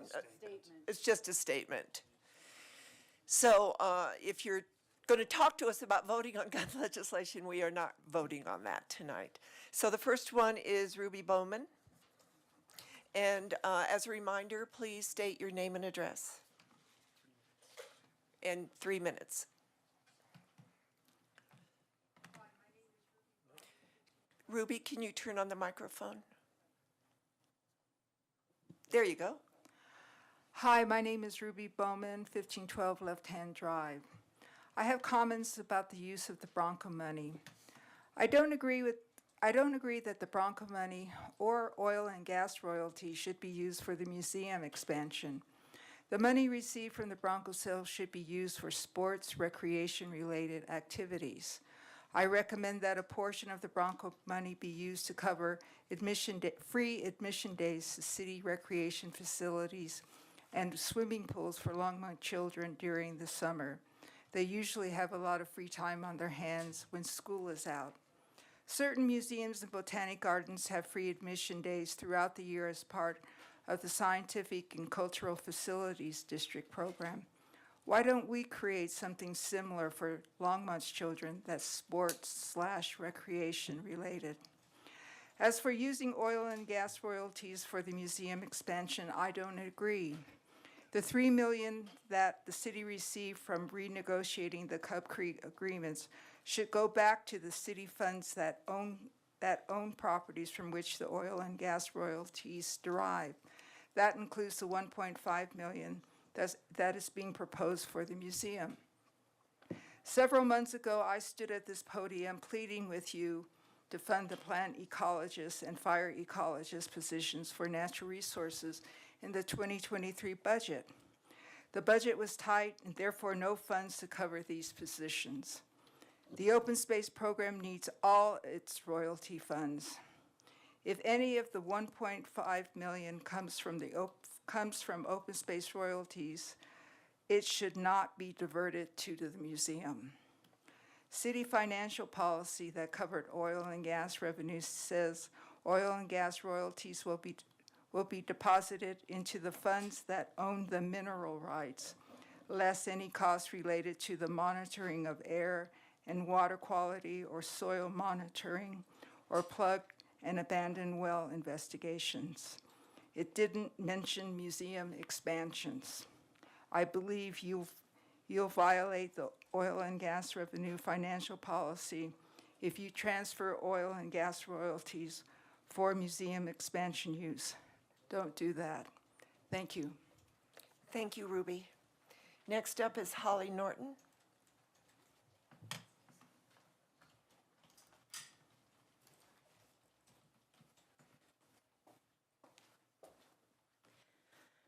Good evening, City Council, Mayor Peck. It's nice to see you all. I'm Dr. Holly Norton. I live at 828 Vivian Street here in Longmont.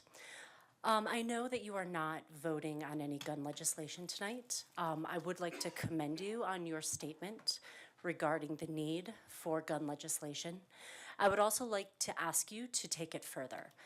While I do recognize that it's important for our state legislature to enact laws across the state for gun safety and reducing the gun violence that is plaguing our communities, complex issues like this require a kaleidoscope of legislations at the federal, state, and the local levels.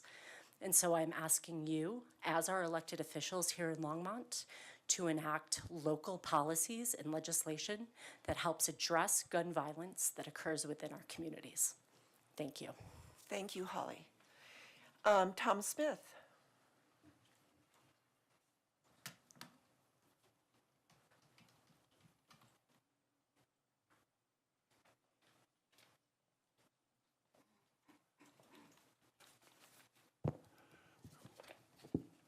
Good evening, Mayor Peck, City Council, staff. I need some assistance, and I would like to follow up on a number of emails some of you have received. And as I learned today from City Manager Dominguez, you are probably aware of some of my concerns with regard to information access from the city via the website, as well as access from city employees. My quest started 12 months ago after the Marshall Fire.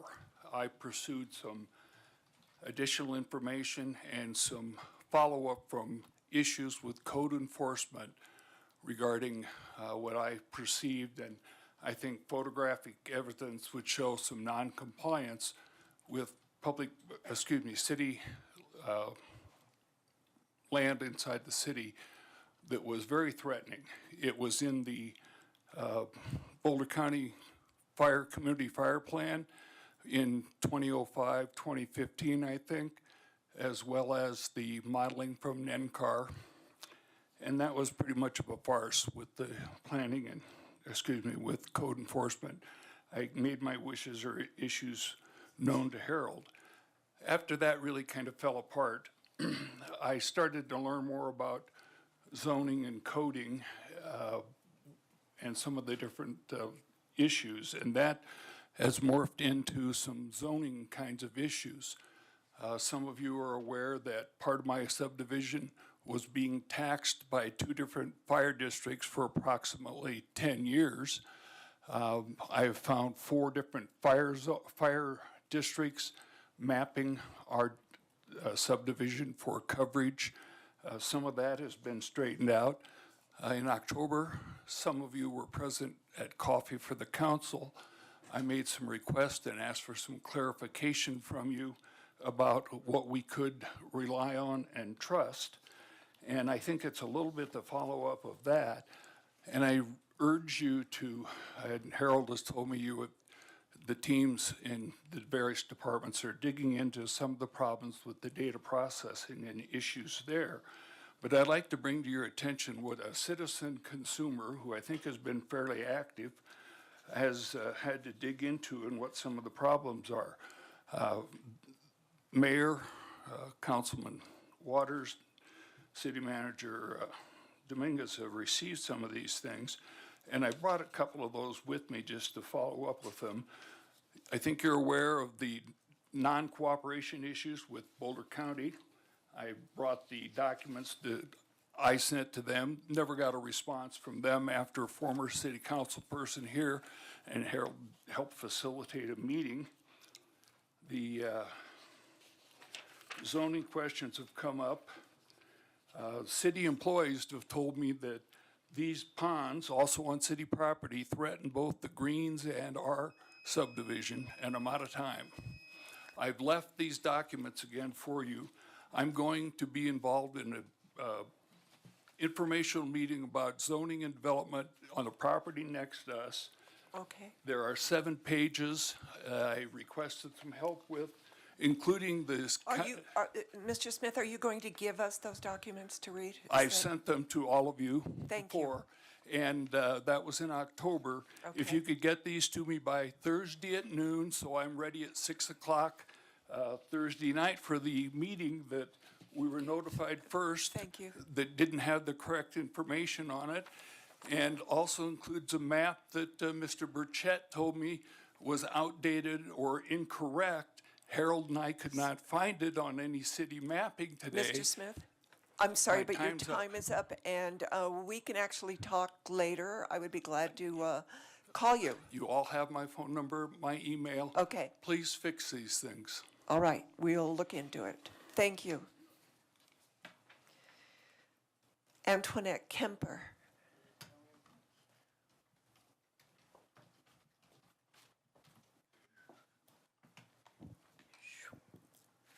Good evening. I'm Antoinette Kemper, 1022 Fifth Avenue. The proposed statement on gun legislation correctly concludes that Longmont's 5 proposed gun control measures would have little to no impact on the recent mass shootings in Colorado. According to a 2019 Boston University study, neither banning assault weapons nor high-capacity magazines showed any statistical significance in reducing fire-related homicide rates. The 3 most effective state laws in reducing homicide rates were universal background checks, prohibiting people who have committed a violent offense from owning a handgun, and may issue as opposed to shall issue concealed carry permits. Colorado is a shall issue state, but applicants must first meet a list of requirements, including completing firearm safety training. The study concludes the underlying goal of firearm policy should be to find the most effective ways of limiting access to firearms among individuals who are shown to be potentially dangerous based on their criminal history without casting a net so wide as to prevent law-abiding citizens from purchasing or possessing guns. In the late 1990s, England initiated a complete ban of handguns and many long guns. Hundreds of thousands of firearms were confiscated from law-abiding citizens. By the year 2000, violent crime in England had increased so much that it had one of the highest violent crime rates in Europe and even surpassed the U.S. A 2013 study in the Harvard Journal of Law and Public Policy found no empirical evidence that gun control reduces crime. Countries and cities with stricter gun control laws are still among those with the highest murder and gun violence rates. Also, countries with high gun ownership rates, such as Israel and Switzerland, have very little homicide. The 2021 American University study of tightened gun control measures in Massachusetts showed they had little effect on the state's violent crime rate. So, shouldn't we be focusing on the root causes of crime instead of just the symptoms? Many studies have been done, the data exists, yet legislatures remain tied to more restrictive gun laws on law-abiding citizens while violent crime continues to increase. Why cling to a failed approach? Is it cognitive dissonance? Is it an attempt for a gun grab? Government derives their just power from the consent of the people. When that power is abused, it is the right and the duty of the people to throw off an unjust government. Alexander Hamilton wrote, "If the representatives of the people betray their constituents, there is then no recourse left but in the exertion of that original right of self-defense." Self-defense means the ability of the people to defend themselves from an unjust or oppressive government. This is accomplished through a well-regulated militia, by which the founders meant a militia that is organized, trained, and equipped. Therefore, the people have the inalienable right to bear arms. Thank you. And those sworn to uphold the Constitution. We are not voting on any ordinances tonight either. Thank you. Understand. The next Just one information. is Steve Altshuler. Even though you're not voting, there are some things that are important to hear. There you go. Thank you. Steve Altshuler, 1555 Taylor Drive, Longmont. So everyone wants our schools and our kids to be safe, and there are many ways to do that. Destroying our Constitution and aborting the rights of honest Americans is not an acceptable remedy. Look at Chicago and other cities. No matter what laws you pass, criminals will always get their guns. I'm going to read you from an article. There's a term called defensive gun use, which is called DGU.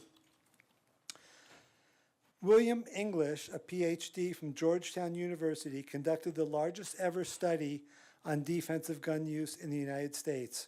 In all, he surveyed 54,000 individuals over the age of 18.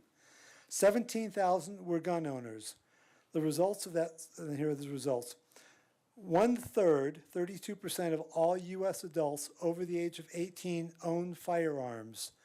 Nearly 1/3 of those gun owners have used a firearm to defend themselves or their property, and that figure excludes military service, police work, or work as a security guard. What these numbers mean is that defensive gun use happens about 1.67 million times a year. So why don't we hear about these incidents? Mainly because the vast majority of cases, 82% according to the latest study, no one is shot, no one gets injured, and in fact, no shots are fired. And thus, the police never even hear about it. In other words, all it takes is a mere display or mention of a firearm to make assailants seek easier victims. I'm going to skip down here.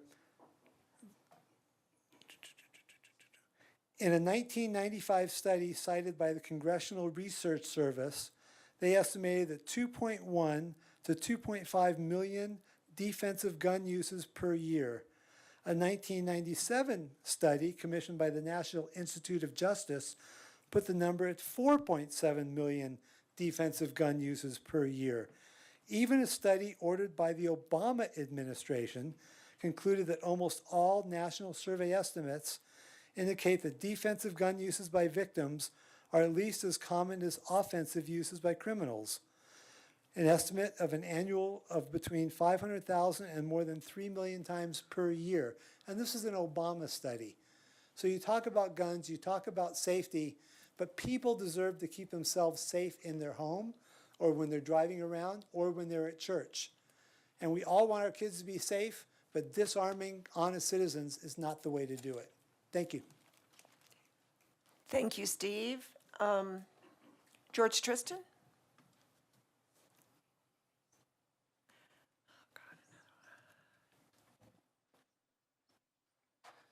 Good evening, Honorable Mayor Peck and council members. My name is George Tristan, and I live at 1703 Whitehall Drive.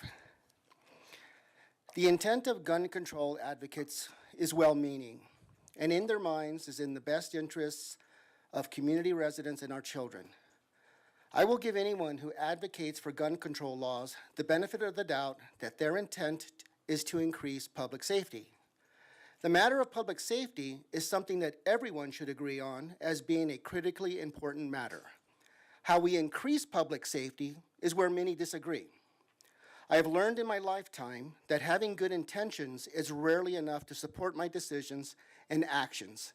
In the past, some of my short-sighted decisions and actions, while almost always being well-intended, have resulted negatively and sometimes have been considered an exercise in poor judgment. I've learned that by taking a more comprehensive approach on any given issue and considering the many unintended consequences that may occur, that the results will almost always end more positively. According to the 2021 statistics published by the Colorado Department of Public Health, when the number of deaths attributed to firearms are compared to those of drug overdose, nearly 7 times the number of Coloradans died from drug overdose. Many local officials are urgently sounding the call to enact gun control laws to increase public safety. However, they do not seem to have the same sense of urgency when addressing the problem of drug addiction and the death toll attributed to overdose. Many people are quick to blame a perceived mental health crisis as the root cause of drug addiction and the increase in crime. I believe that there are many other significant contributing factors, including the legislators and judges who are responsible for lowering bail requirements, reducing felony convictions, and issuing slap-on-the-wrist sentencing, which undermines the courageous work done by law enforcement.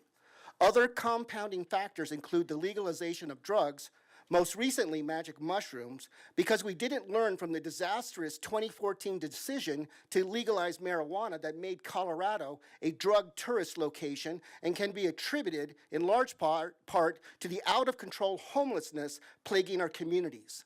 Other additional factors include creating needle injection sites and implementation of illegal migrant sanctuary laws that enable the drug cartels to traffic drugs like fentanyl into our communities. In summary, please do not enact any gun control laws. These will not increase public safety. On the contrary, law-abiding citizens will become less safe. Instead, please have the courage to do the hard work and look into the root causes of the so-called mental health crisis plaguing our communities. Thank you for your attention. Thank you, George. Polly Christensen.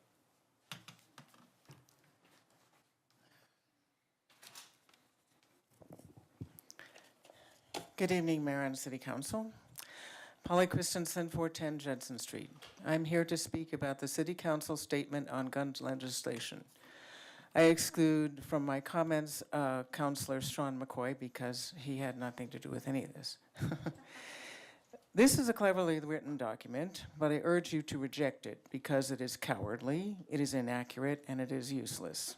Since the June 23, 2022 Supreme Court decision, New York State Rifle and Pistol Association versus Bruin, this body has been asked again and again and again to pass meaningful gun violence prevention ordinances for Longmont. Every other large municipality in Boulder County did so immediately and unanimously. Mayor Peck quickly stepped up and came up with 5 proposed ordinances with consultation with the city's legal department. Not one of you stood by any of these proposals. As a body, you've done nothing but stall, saying we would have to change the culture first. Really? That's not City Council's job or within its possibilities.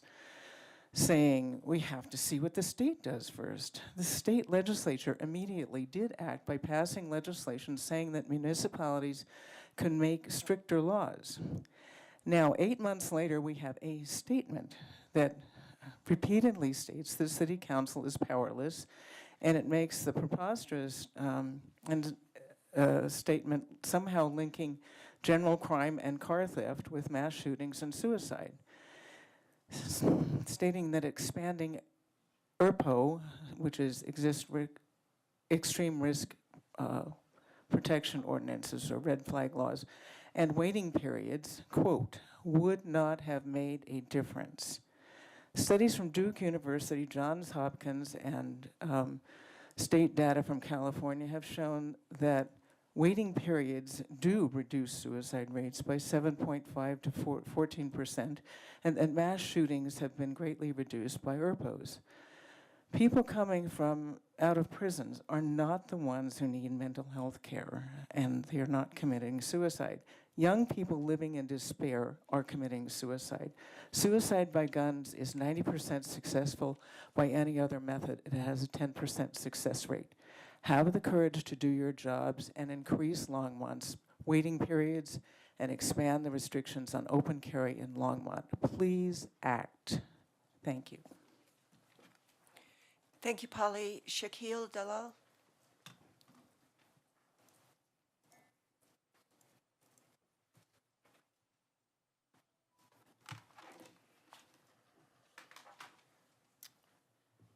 Shaquille Dalal, 219 Francis Street in the Bone Farm neighborhood. I'm here to discuss the contrast between fear and hope. My neighbors are afraid. They are afraid that they are often here at City Council letting you know that they do not want their neighborhood to change. They do not want more housing. They do not want more neighbors. When they inevitably appeal the Planning and Zoning Board decision to allow construction to proceed, they will want you to vote to prevent more people like me from living there. They will have their reasons. Parking, height, prairie dogs, clay pipes, runoff, mountain views. When hearing their concerns, I have a simple suggestion. Do not attempt to address their concerns. You cannot. Because no matter how many concessions the developer or planning and zoning or you make, at the end of the day, they will still not want more housing to be built. They are asking you to prove a negative. They want you and the developer to prove that they will not be inconvenienced in any way, no matter how minor, by the addition of more housing to the neighborhood. I find this attitude unneighborly, unwelcoming, and unworthy of the good people who I know to be my neighbors. It is because they are motivated by fear. They are afraid of change. So rather than accept that change is coming and choosing how to bend it to their benefit, they are trying to force the city to choose the same path as Boulder and San Francisco, and in doing so, putting the city on a death spiral of unaffordability.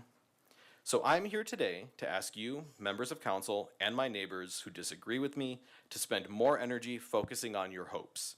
What do you want for the future? For your children's future? What kind of city do we want to leave for the people who will live here after we are all dead? Here's what I want. I want a city made of a diverse group of people, rich in the culture they bring and the circumstances by which they got here. I want a city ready to withstand the changing climate. I want the people in that city to have the highest quality of life while having the capacity to mend that damage. I want a city filled with walkable streets where people know their neighbors, and where the ability to live in a great neighborhood isn't determined by how much money they have. I want dense, affordable, attainable, people-focused housing solutions, and I want to start building them today. Build on Bone Farm. Thank you. Thank you, Shaquille. Michael Schnauzmeiger.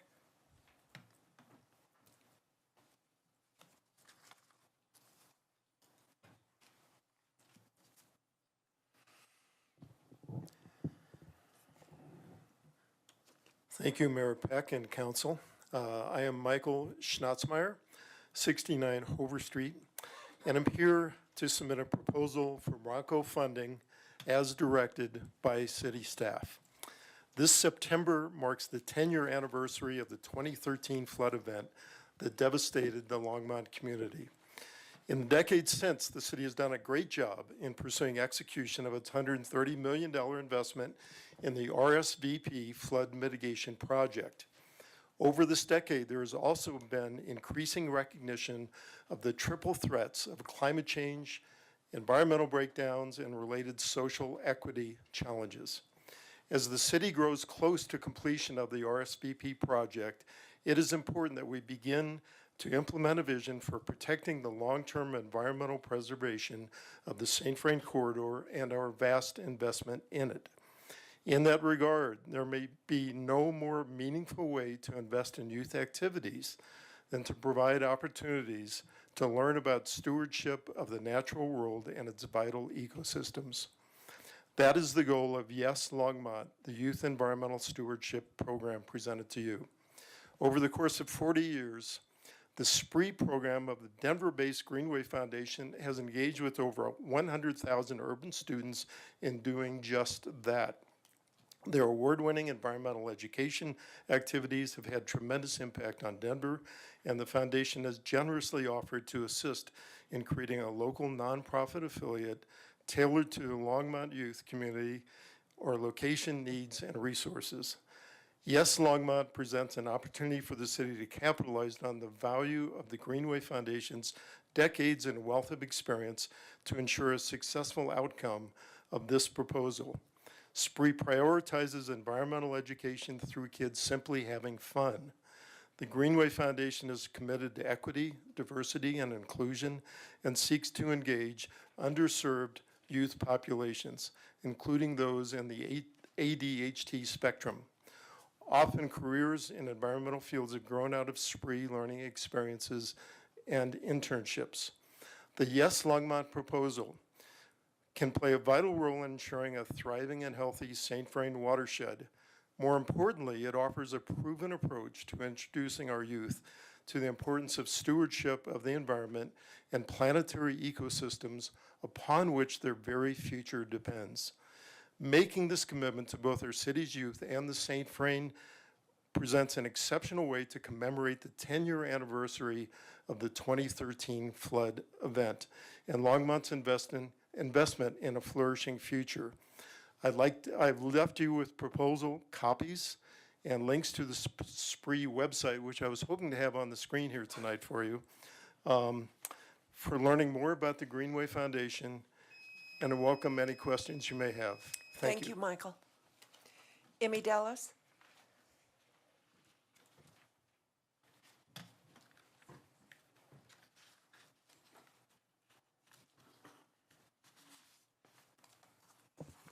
Hello. Hello. Thank you for having me. I'll be really quick. It's super late. Thank you, Moms Demand Action. I'm really glad to see you here, but that's not why I'm here. I've lived in Longmont for 23 years. I live at 1622 Green Place. I am very in love with this town. I've worked for many different event-related jobs. Currently, I work for the Longmont Humane Society. I'm on the board at the Firehouse Art Center. I'm very into this community, and I'm very into Bond Farm. And I really believe that we should build. And I have 2 adult children who would love to stay in Longmont, and they work here, and they've been born and raised here. And, you know, when I hear some of my neighbors have been, like, hitting me with flyers and saying, like, you know, we don't want to ruin the character of this neighborhood, or you know, I don't even know what that even means, because Longmont is all kinds of characters, you know? That's what I love about this place. But it kind of makes me feel like we're here, so shut the door behind us and no one else is allowed. It's very unwelcoming, but also there are people here, like my children, who would love to stay and live here, and they would love to live in Longmont, buy a home eventually. But with this attitude that I keep hearing in our neighborhood about we don't have room for all this growth, but I feel like we have a lot of room. My husband Alex and I actually live in a 4-plex on the bottom in Green Place, where there are 12 townhouses on about an acre and a half, and we love our life there. I mean, at 4th of July, we had a 4-square tournament in the middle of our cul-de-sac. You know, we have cookie bake-offs. We love each other. I mean, well, not necessarily, but it's fun to know our neighbors, you know? And I would really love to see more of that in Longmont, and especially in the Old Town neighborhood. I'm just very into let's give people a chance to live in a very cool part of town, you know? I like walkability, I like density. I would really like to see this development include some mixed use opportunity. I mean, walking to a coffee shop would be super awesome. I'm a big proponent of West Side Tavern, for instance, or Left Hand Brewing, or Native Roots. Those are things that I can just walk to. I'd love to see more of that. And I don't really have a very strong stance on it because I haven't really seen as much as you know, everybody else maybe has. I'm just here to say I'm not immediately pushing back. I really would love to see what they have to offer, and I'm very excited to see the growth that Longmont has to offer. This is a super great town. You know, next light, are you kidding me? We have a ton of things to offer, and we have only upward to go, and I can't wait to see what this community can give to us. So please build in Bone Farm. Thank you. Thank you, Emmy. Taylor Wickland.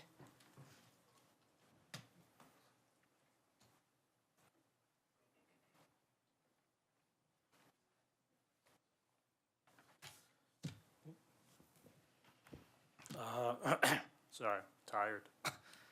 Evening, Mayor, Council. My name's Taylor Wickland. I live at 1704 Short Place. I was born and raised here in Longmont and live currently in the Bond Farm neighborhood. And I have a couple critiques on the proposed development. Number one, the development is too small. If we're creative, we can fit over 100 units there and still have a park and commercial activity and, and not be a tall condo building, even though I'm not opposed to that either. Number two, it doesn't promote that mixed use that Emmy was talking about. It's like West Side Tavern is a gem in the neighborhood. The fact that we get to walk, and that's what density is all about, is promoting that walkability. So it's like, why not have a small grocer, cafe, eatery, bakery, whatever some entrepreneur wants to create, see what survives. And then also, contrary to the neighbor's opinion, density reduces traffic congestion and increases walkability. Density also increases supply to then reduce the housing costs for people to live here. And most importantly, what some neighbors are proposing is a continuation of R1 single-family homes, and that will destroy the climate. According to the Center for Clean Air Policy, a single-family home, even driving a hybrid, produces twice the amount of carbon than an average townhome driving an average car. And I always ask myself, how did we get here? Why is housing so expensive? Why do we have to fight NIMBYs all the time? For that, I encourage the council to research our discriminatory history, research the formation of R1 zoning.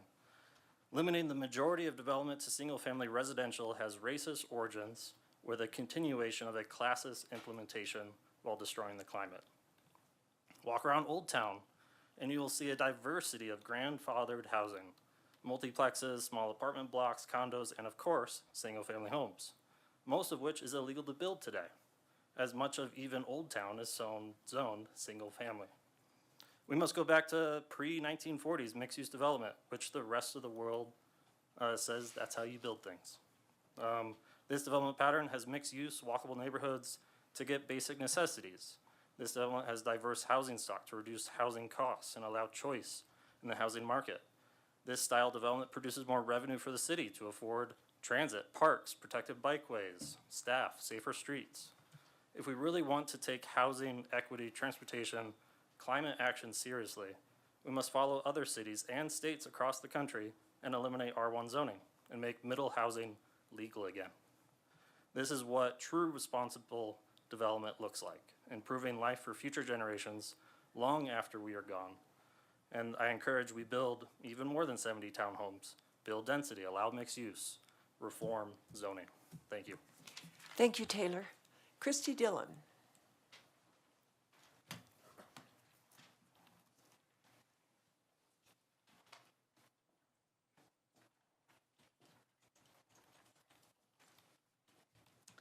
Good evening, Mayor Peck and Council.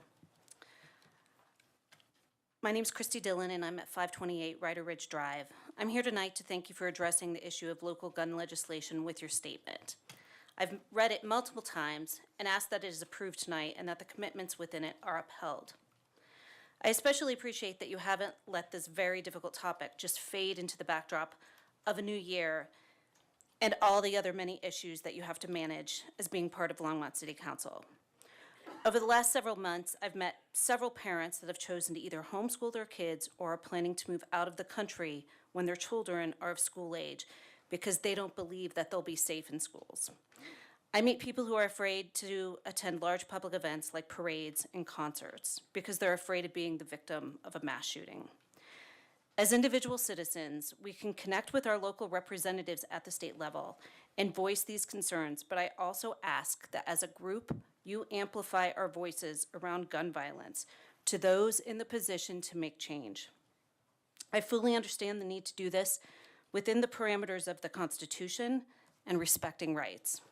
We need our leaders to do the difficult, strategic work that must be done because the status quo that we're currently living isn't good enough for us or for future generations. Thank you again for addressing this with your statement. Thank you, Christy.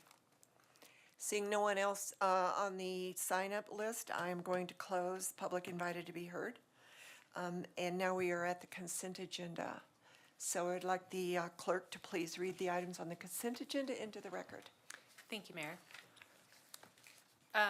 Ordinance introduced on the consent at this meeting will have a second reading and public hearing on January 24th, 2023.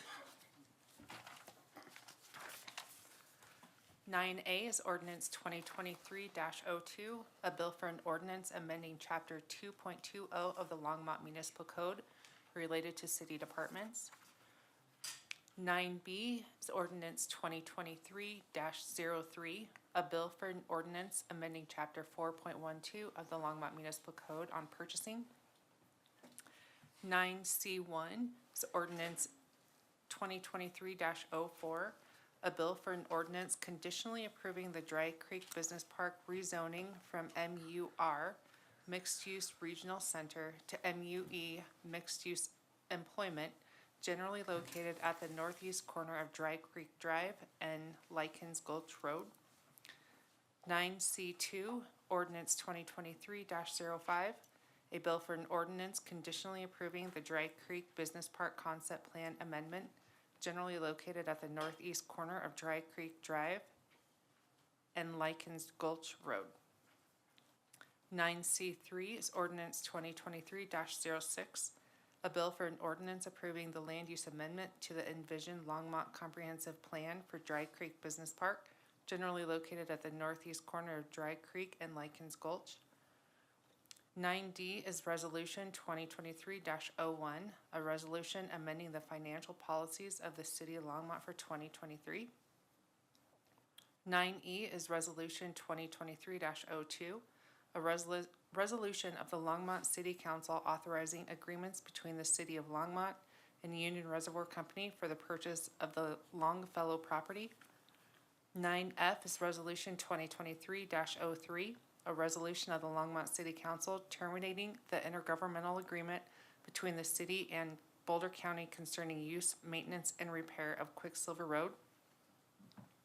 9G, designate the city's website as the official posting location for city council meeting notices for 2023. 9H, appoint Matt Bolkowitz to the MOPC Pension Board. Thank you. Are there any council members that want to pull items off this agenda? Councilwoman Martin.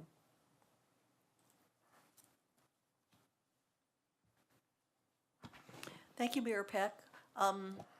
No, unless no one else has something they'd like to pull, I move the consent agenda.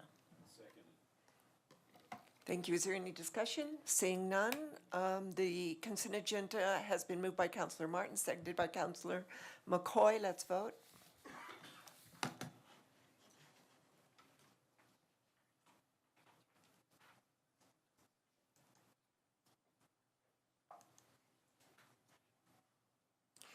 So let's take a voice vote. All those in favor say aye. Aye. All those opposed? That passes unanimously. Thank you. We are now at ordinances on second reading and public hearings on any matter. The first is a bill 2023-01, a bill for an ordinance authorizing the City of Longmont to lease the real property known as the Carnegie Library Building located at 457 4th Avenue, Longmont, Colorado, to Longmont Public Media. Are there any questions from council? Is there anybody in the public that would like to comment on this ordinance? Seeing none, I'll close the public comment period. Can I have a motion?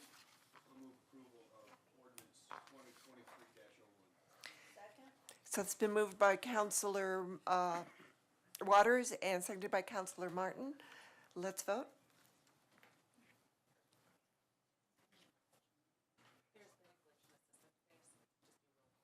Great, thank you. So all those in favor, say aye. Aye. All those opposed? So that passes unanimously. The next thing on our agenda is the general business. And the first one is we already did because we did it during presentations, so we can mark that off of the list.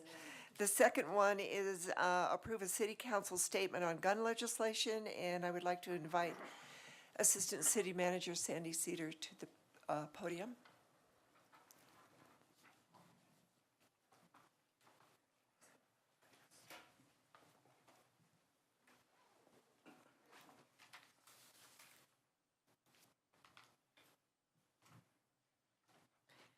Mayor Peck, members of council, you may remember having discussions about this statement, and this is the draft that hopefully encapsulates everything that you had discussed. So it's up to you from this point forward. Happy to answer any questions you have. Do we have any questions from council on this statement? Councilor Martin is first here. Thank you, Mayor Peck. This revised statement accurately, I think, expresses all of the other concerns we have about public safety matters, and specifically public safety matters that result from recent actions of the legislature and the court. So I very much like that. I have a friendly amendment to propose, which I would like to change the title to City Council Statement on Legislation Affecting Public Safety, because it's not just about gun laws anymore. And while I'm incorporating small things into this motion. There is a typo in the paragraph that begins, "We, the Longmont City Council," and I'd like to get it in the third line of that paragraph. It says Colorado State statutes, and I'm pretty sure it's statutes. So I'd like to include in my motion the correction of that typo, but the title change is what's important. Legislation on public safety. Yes. Statement on legislation. Legislation affecting public safety. So is that a motion? Yes, I move that we change the title. that Okay. way. I'll second that motion. All right, it's been moved by Counselor Martin, seconded by Counselor Waters, to change the statement to legislation on public safety. City Council statement on public safety. Statement on legislation Affecting. affecting public Affecting. safety. Okay. I And the see typo. Counselor McCoy, but you, It's about, it's after this. oh, okay, okay. So, any discussion on that? Seeing none, let's vote. All those in favor, say aye or raise your hand. Do both. Aye. All those opposed? Aye. I didn't vote. So that passes unanimously. Thank you, Counselor Martin. Now, Counselor McCoy. Thank you, Mayor Peck. I'm in support of this sort of gun restrictions, in support of gun restrictions and reasonable, quickly and reasonably and as quickly as possible to come up with some sort of ideas that we can actually do that will actually address that. I will be supporting the statement. I do not see it as the end of the discussion, but the beginning of what I hope is a step in the right direction. So I'll be supporting this. I have said before when I was running that as a teacher, I was often tired of having to do lockdown drills because folks that had felt that their Second Amendment rights superseded everybody else's rights. And I'm pretty tired of that, and also the fact that I don't think you need to carry a gun to go shopping for eggs, milk, and bread. Counselor Waters. Just, I have some information to share that's germane. Do we want to, is there a motion that we should make on this to adopt it? If so, I'll make that motion. Then I'd like to come behind that with some information to share. So make the motion first, and then you can. Yeah, I have moved adoption of this as amended. Okay. So Counselor Waters moved the adoption of our City Council statement as amended on public safety. And it's been seconded by Counselor McCoy. Let's vote.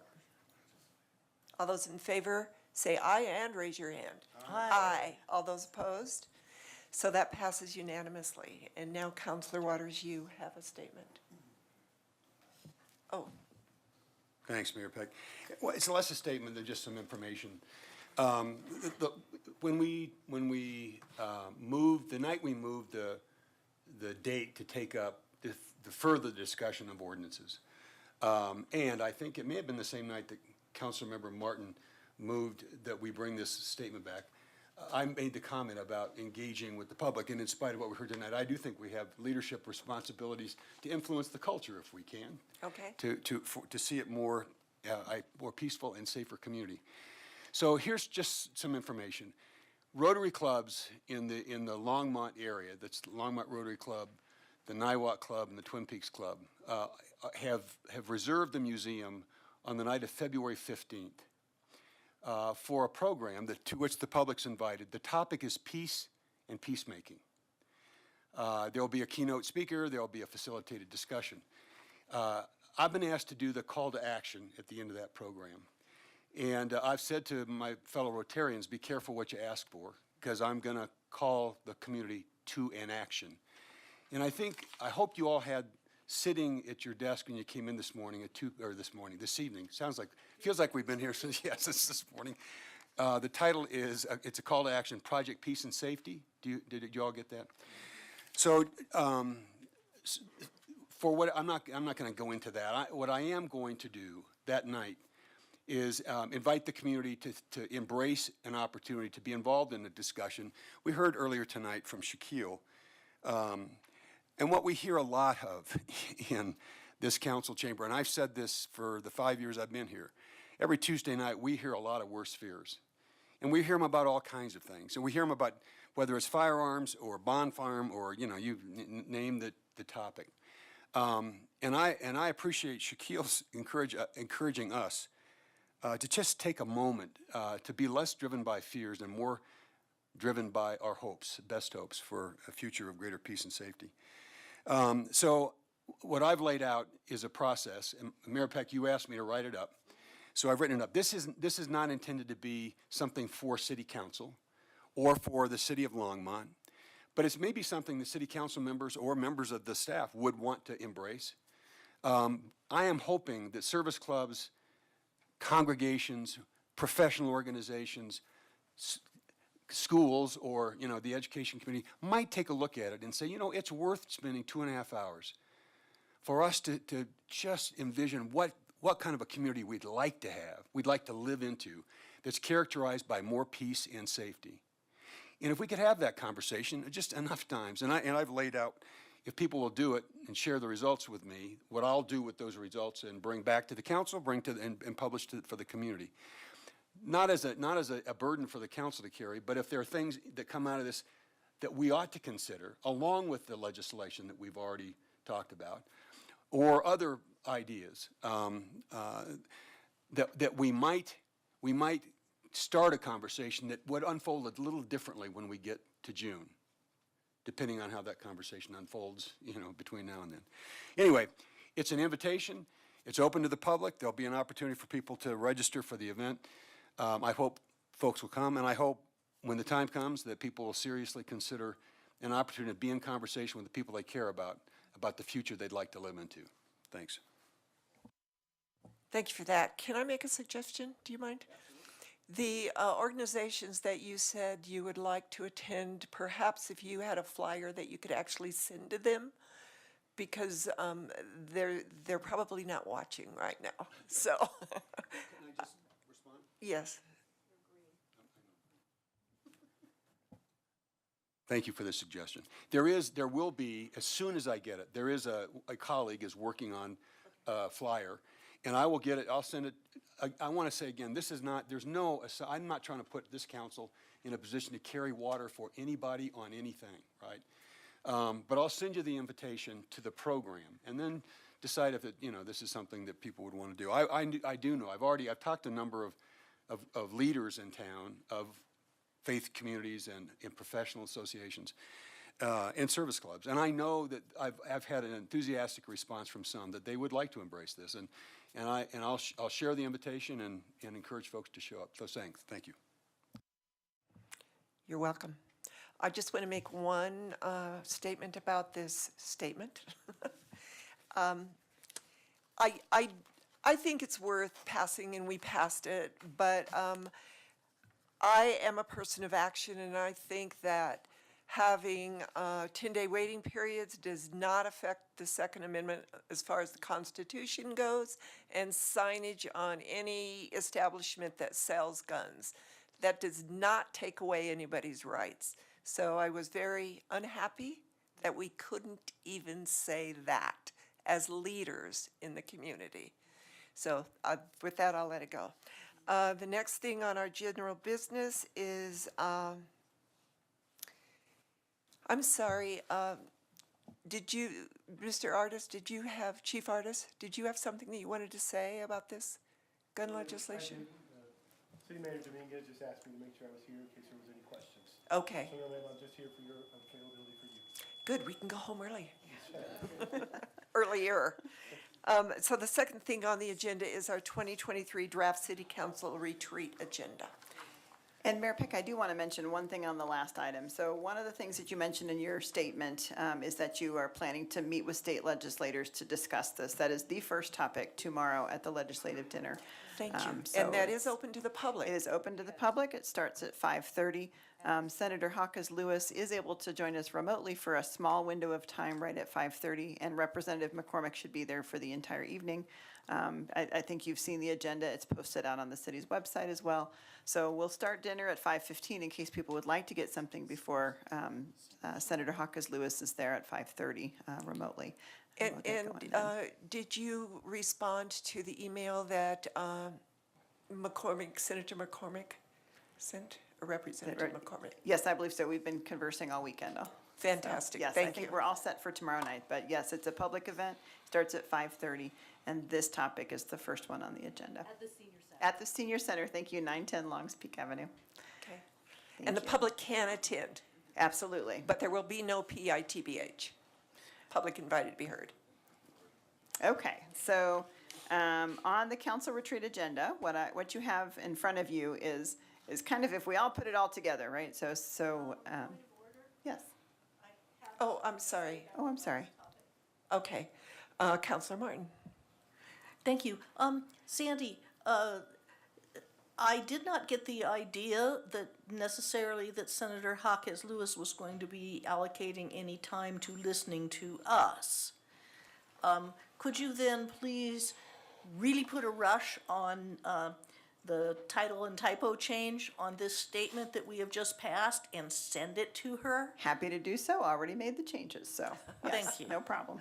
Perfect. Yep, absolutely. And you are right, because there was some miscommunication and she didn't get some forwarded emails. She didn't receive the invitation until more recently. So she'll be there for just a little while in between other meetings. But she did get the entire agenda packet with all of the concerns listed as well. And we'll continue to engage her throughout the season, which started yesterday. Yeah. Okay, so on the council retreat agenda, what I went ahead and did was just kind of took everything that everybody had suggested, laid it out in a draft agenda for you to consider. At the time, the location was TBD, but we do have confirmation that the museum is available if that's the place that you would like to have your retreat this year. So we'd be happy to set that tonight, so that's one question. Second question is this flow generally what you're looking for? We did combine some areas that we thought maybe could work together. And then do you want to try to keep it to one day? We could probably fit it into one day. Or what I would recommend is that we just list it all without necessarily a ton of timing to it. And when it rolls over into Saturday, that we're able to take that time. So those would be my suggestions, but the draft agenda starts at 8:30 on March 10th. Goes through a welcome and agenda, some team building and personality training. We actually have found some interesting personality training that discusses conflict styles, so that kind of mashes a couple of things that you all had talked about. Some training about engagement in the digital world, bringing in some resources from Colorado Municipal League around social media, as requested there. Also, maybe taking a look at an abbreviated courageous conversation piece to that as well. That's kind of a tough training. It's a very long training, so we're going to try to see if we can bring in some aspects of that. And then some tips and tricks on how to brainstorm responses to residents and constituents. So that's kind of the first section. Second section is grounding with Harold. So let's talk a little bit about what the customer satisfaction survey says. What do the employee surveys tell us right now to get you a little bit of information from Harold. Presentation on current core work and projects as requested around what is it that you need, that Harold needs from the council. And then have a little lunch break and then jump right into those priorities, 2023 and beyond. We can absolutely change this up to allocate some more time if you decide, yes, 2 days is what we're gonna do. That might be a good break from day 1 to day 2, if that's what you decided to do. Council priorities for 2023 and beyond, that includes affirming the vision, updating the work plan, the 2020 work plan, and then discussing some of those roadmaps that you talked about around renewable energy, climate emergency work, beneficial electrification, Envision Longmont, prioritization of that work as the 2023 focus, creation of those goals and outcomes, a process for managing that so that you have a little better idea of what's happening as it's happening. And then finally, a lightning round brainstorm around what would you change? What laws would you change? So we have this up on the Engage Longmont site as one of the suggestions that people can give you around what laws would you change if you could change them. We haven't seen any suggestions lately, but if you decide that this is part of the retreat, we'd be happy to kind of reactivate, reinvigorate that site on Engage Longmont. So, and then there would be public invite to be heard on this particular agenda. Great. So, Councilor Hidalgo-Farring. Okay, thank you, Mayor. That's pretty ambitious for one day. Yes. So I would still recommend, I would still like to see 2 days, especially as we're looking at having, asking us for input. you know, the list of our agenda today was supposed to, it didn't seem very long, but it's taking us a while. So, I also believe that even the team building part, the courageous conversation training, it just seems like that's a really short amount of time to cover all those. So, I would think that if we want to have a robust conversation and an in-depth conversation and time for processing and reflection, I would like to go on for 2 days, and I apologize to the staff. I would love to have a motion on that if that would be okay. So I would move to extend this, this schedule rather than 1 day into 2 days. Do we have any discussion on that? You do? No. Try it again, please. Councilor Martin. Thank you. Yeah, I think we were all really, really clear in the first discussion that we wanted a full 2-day session and dig deep.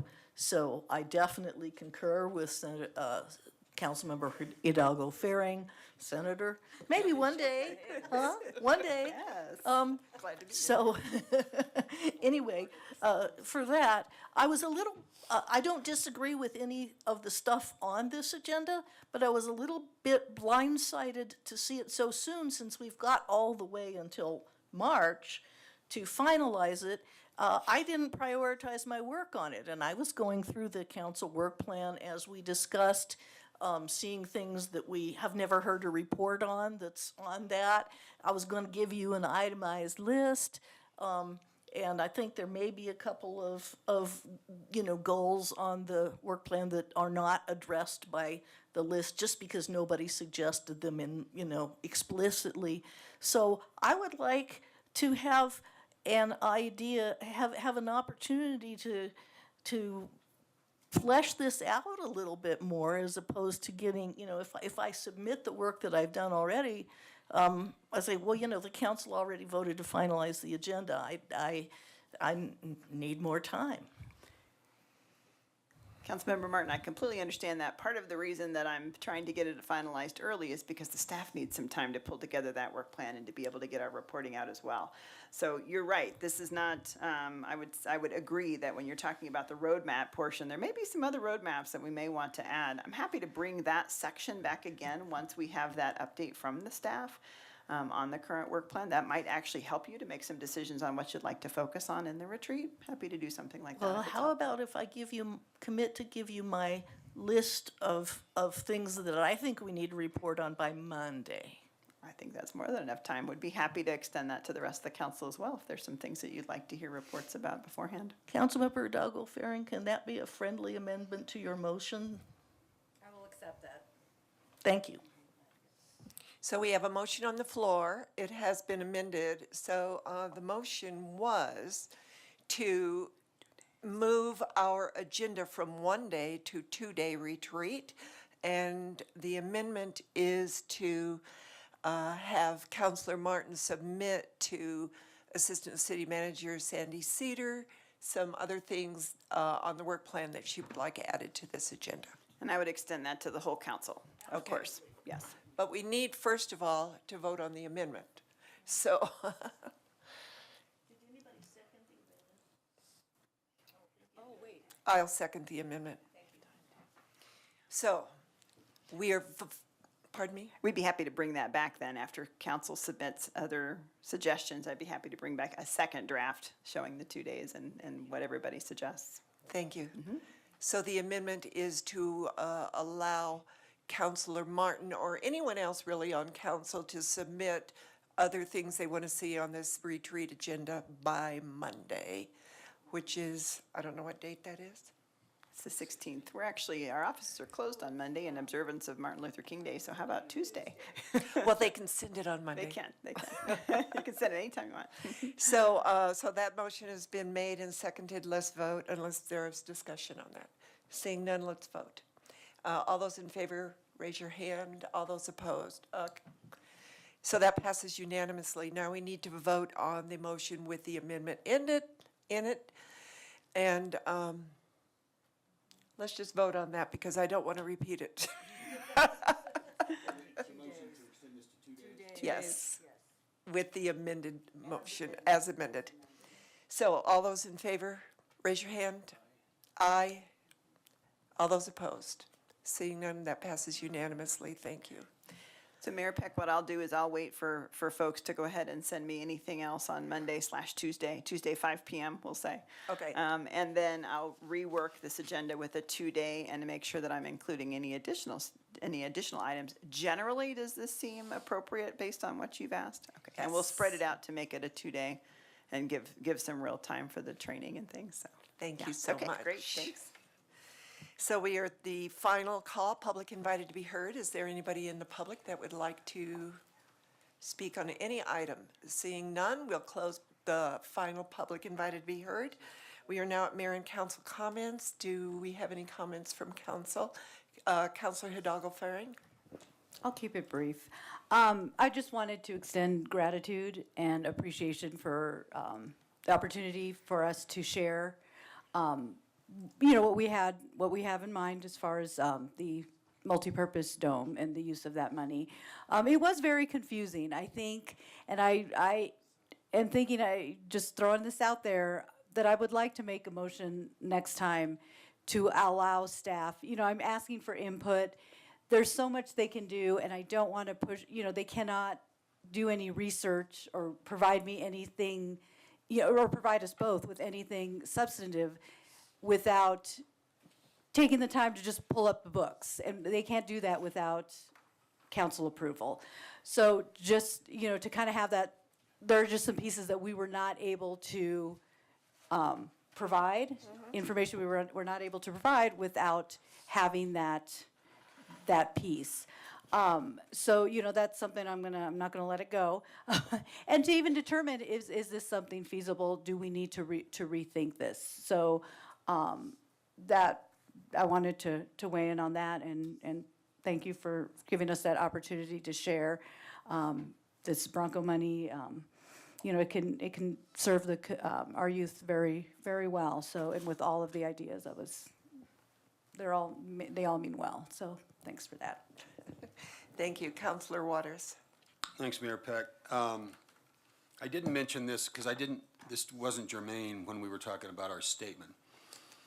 But in anticipation of the meeting tomorrow evening, I've been wondering, would we see amended